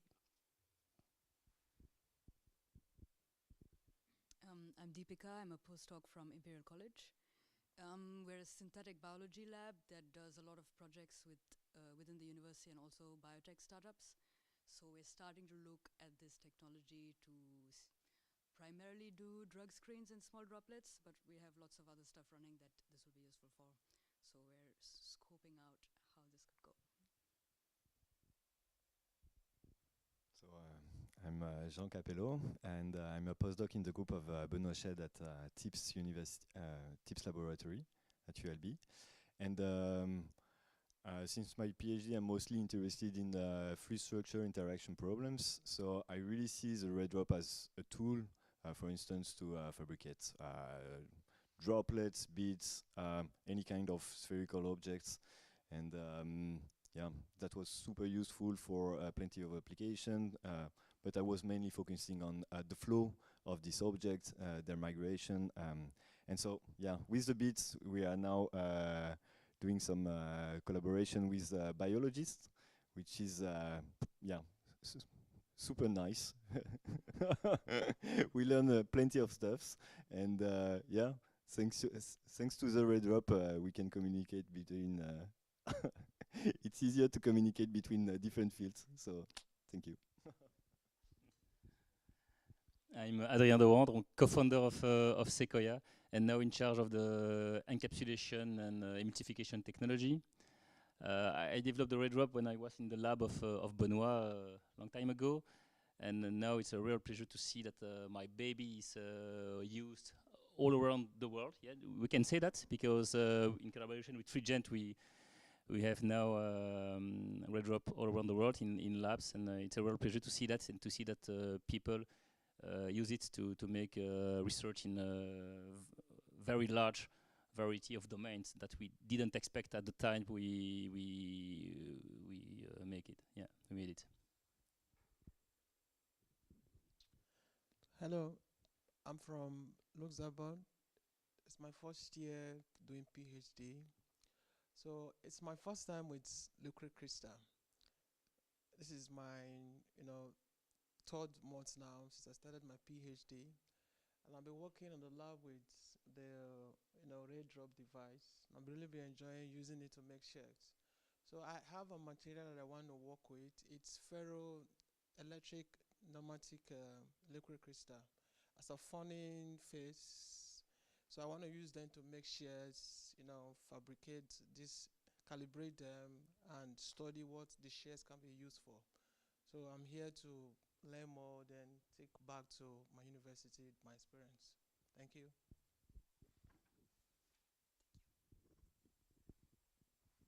Hello, my name is Josephine. I just finished my PhD in crystallization, and so I am completely new here in this field of microfluidics. I am working with Johan Wouters at UNamur, and we are really interested about the project that was done in Secoya and with Namur about the crystallization in those droplets, microcapsules. We are trying to understand how we can have the crystallization of our molecule of interest in the microcapsules, and we are also trying to increase the scope of molecules that can crystallize through microfluidics. Hello, so I'm Johan Wouters, working at the University of Namur. I'm a crystallographer by training, interested in both small molecules and proteins, and I'm completely outsider from the field of microfluidics, and that's what I like a lot because I'm learning a lot of things, and it's being also a teacher is very, very useful because it's good to learn for the research, but also for the teaching parts, and I'm open to a lot of collaborations, and I really like this kind of brainstorming and non-formal discussions. So I already met many people I never saw before, and thank you for that. Hi, I'm Stéphanie Van Loo. I'm the founder and CEO of Raydrop. It's a startup company based in Liège, not more university. And actually my background is engineering, and I did my PhD in microfluidics in Liège. And for the story, Benoit was in the jury of my PhD. And so I was the first PhD student of this brand new laboratory, microfluidics. And we learned together at the same time with Benoit and Adrien to make chips, to make droplets, etc., to choose a Fluigent pump also, I remember in Brussels. And so I also understand very well the need for integrated instrument as you developed. It's a very nice piece of work. So we did something quite similar, but for single cell encapsulation sorting, and it's called ModaFlow.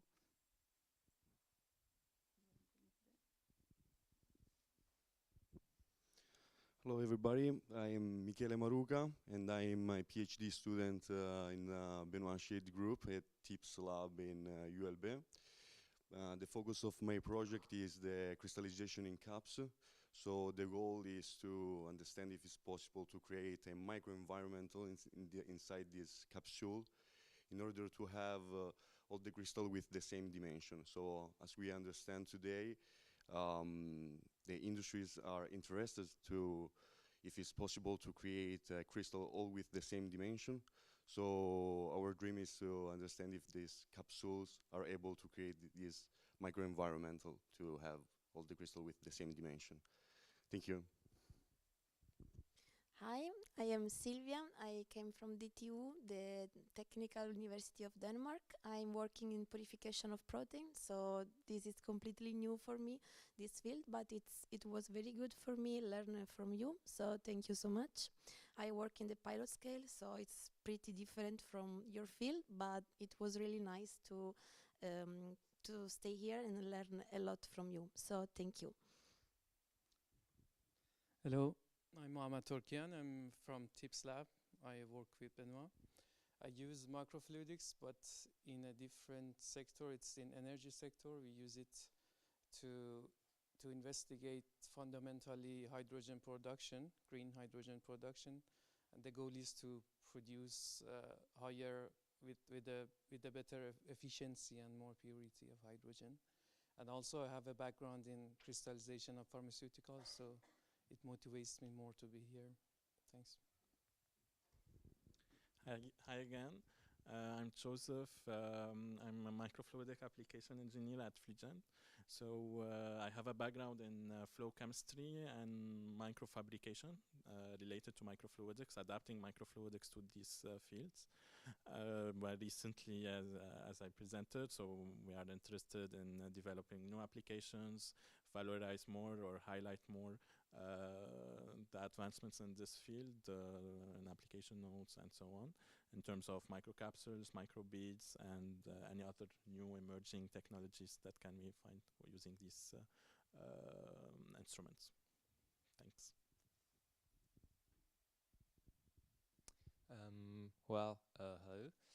I'm Théo Rossev, a French chemistry engineering student, and I'm currently doing an internship within the TIPS lab, focusing on the encapsulation of cells in GelMA capsules. I'm interested in microfluidics for the doors and the opportunities it can open and offer, such as like the solvent efficiency, the scale with for example for my subject like the one cell or several cells scale, or just simply like the laminar system which are really rare in chemistry. So I'm really happy to be here and to work on within microfluidics. Hi, my name is Léon. I'm a final year PhD student in France, working in Jean-Christophe Barret's lab on droplet microfluidics, and also Pierre Nassois on biophysics of tissues. And the goal of my PhD is to develop techniques to sort and analyze droplets of organoids. So droplets of like almost millimeter scale. So it's a bit far from microfluidics, it's almost millifluidics. Sometimes people don't like me to call it microfluidics. And I'm interested in general in the physics of tissue and how they can grow in confined environment. And so tomorrow, ideally, I will show that we are encapsulating cell in alginate and studying how these cells behave, how tissues develop in confined environment. And that's it for me. Thank you. Hello, I'm Annalisa Bissone and Serena Lesina. Hi, everyone. I work with Annalisa in Italy, a company that produces probiotics, and we are interested in microfluidics to understand if give us a chance to encapsulate bacteria in some kind of spherical matrix to give a sort of protection of bacteria from external stress like humidity, or to give gastroprotection, for example. And it's a pleasure to be here. Hi, I'm Hanuman. So I'm a final year PhD student from Germany, Leibniz Institute for New Materials. So we are actually working towards one of the closest applications to biopharma. So in a lab or collaborative projects, we are trying to develop living therapeutic materials using one of the technologies, microfluidics, but there are other technologies as well in our lab. So what we are trying to do is basically use the engineered microorganisms, bacteria, yeast, all those microbes which we could get, which are producing some small molecules or proteins, and the idea is to culture them inside microgel environment. And we have designed polymer formulations such that the bacteria could be, or the yeast could be grown only to a certain extent. So we are trying to produce core shell microcapsules by using droplet microfluidics. In one of approach, I'm using Raydrop for past few years to produce these microbial containing capsules, which could be future applied as a living therapeutic molecules, where you can just give the capsules to the body and the bacteria does their job and comes out as a system, like similar to the probiotics. And it's glad to be here to meet the community and to meet with the pioneers of who built this device. This is my first time being here, and thank you. Hello, my name is Roxanne Keltika. I'm from Leiden University, where I'm an assistant professor or associate professor there. And I work on supramolecular biomaterials, so I'm a synthetic chemist, and my group develops these materials, and especially in the form of hydrogels, so that we can culture a wide range of cell types within them, so single cells all the way up to organoids within them. We are starting now with the Secoya platform and also exploring how we can develop microgels from our materials. So culturing cells within the gels or within the droplets that we are making, but also using the droplets to make a 3D material, which then has a specific architecture that can then also be used to guide the cells, but also for applications in cell delivery. And well, I'm excited to talk with everyone, hearing all the diverse range of topics that everyone's been mentioning. I think this can be really nice to interact and also get some ideas going forward. Thank you. Thank you. So I'm Jean Septavo. I'm one of the co-founders of Secoya Technologies, and I'm mostly in charge of process intensification and continuous evaporation. So I really like this Raydrop technology, because when you have a bit of imagination, there's a lot of things that you can imagine doing with this kind of system. And I'm very happy that some of the project we kick-started in the lab had the opportunity to find other users, and as it was mentioned several times already, being able to get the microfluidic out of the way. You have the microfluidic device, you don't need to do microfluidics, you can do the other things, the fun parts. You don't have to mess with the PDMS, the printing, 15 years ago, you wanted to do a double emulsion. It took you 3 months because you spent one week in a clean room trying to make a chip. You go out of the clean room, you test it, you had just small piece, you block everything, and you start again. Now with the Raydrop, it's just a few seconds away from a double emulsion. That's good to see it. Thank you very much. So hello, my name is Simon. So my background is from chemistry, and I just finished a PhD as a teaching assistant here in Louvain-la-Neuve in photochemistry. So it's just to say that I know nothing about microfluidics. And I started a new position here at Secoya 2 months ago around, and I remember the first time I used the Raydrop. I think I told Adrien, oh, is it that easy really? And I was like, okay, it's a super tool to screen, to try new stuff, and to tackle the challenge that we will have to face by the clients or the big pharma industrial. So I'm pretty happy to be there and to work for Secoya and using the Raydrop platform. So hello, I'm Maëlle Botin, and just like Simon, I just finished a PhD in chemistry, but in supramolecular chemistry here in Louvain-la-Neuve. I joined Secoya on Monday as a crystallization scientist.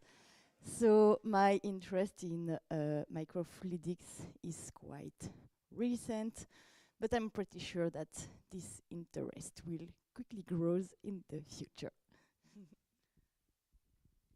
Hi, I'm Raphaël, a French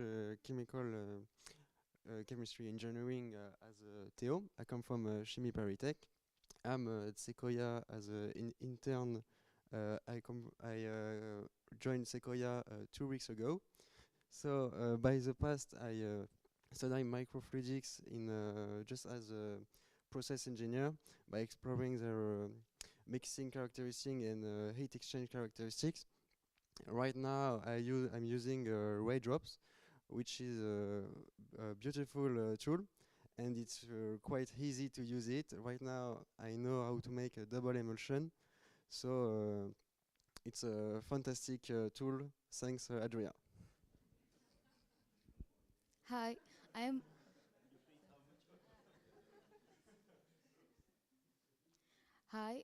Hasna. I'm a first year PhD student at ULB. So I'm working with Henny, who is a chemist, and Benoit. So I will produce GUVs using microfluidics, giant unilamellar vesicles, which will mimic living cells, and I will study the transport of ions across the membrane. So the shell will be lipid membrane, and I will study the transport of ions across the membrane using transporters which are produced in our lab.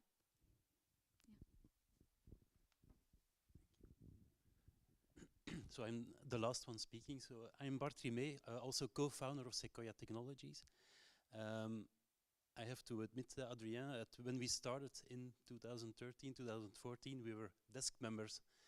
And I was studying with Benoit the crystallization, continuous crystallization, and Adrien was studying, he needed to make some beads of some sort. And nothing was there, nothing was present. We just started from blank. We decided to not use any commercial available devices because we thought they didn't work at all. And we tested them and they didn't work effectively. And so it's amazing to see that quite some time later than that, we now have a company which is thriving, because you see these new people, PhDs, that are performing our work in the laboratory. We see more and more people worldwide working with our technologies, using our technologies, and generating this knowledge. And also everything that we saw today is just things that eventually came out of our heads and the head of Benoit as well. Sorry, Benoit. Also very excited to say that with Michele here present is now combining the crystallization technology that I developed and Adrien's encapsulation technology as well. So we're also doing the combinations of both with each other. So Jean, in the future, we need to get some pervaporation coupled to that as well, so that the circle is fully complete. But it's fantastic. I mean, the things we see with Secoya is also that now, thanks to Jean as well, we're more and more developing systems for the industry, truly industrial applications in the pharmaceutical companies as well. So those are things that are going to become major changes for a small but thriving company as Secoya. So really thrilled to have you all here, to see all those splendid works that have been done and being presented here today. And looking forward to discuss with you all this evening. Thanks.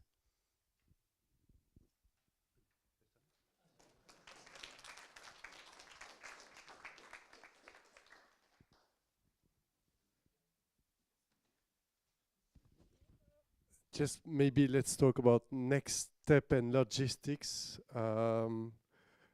We will have a drink in 10 minutes, 5 minutes, which is good news. We would like to have a group photo, if it's okay for you, before leaving this room. Two vans will come to pick you up at 7 to go to the museum. If someone you want to have a Uber or order before in order to go to do the check-in at your hotel, it's also possible before that, because you have a drink for 1 hour now.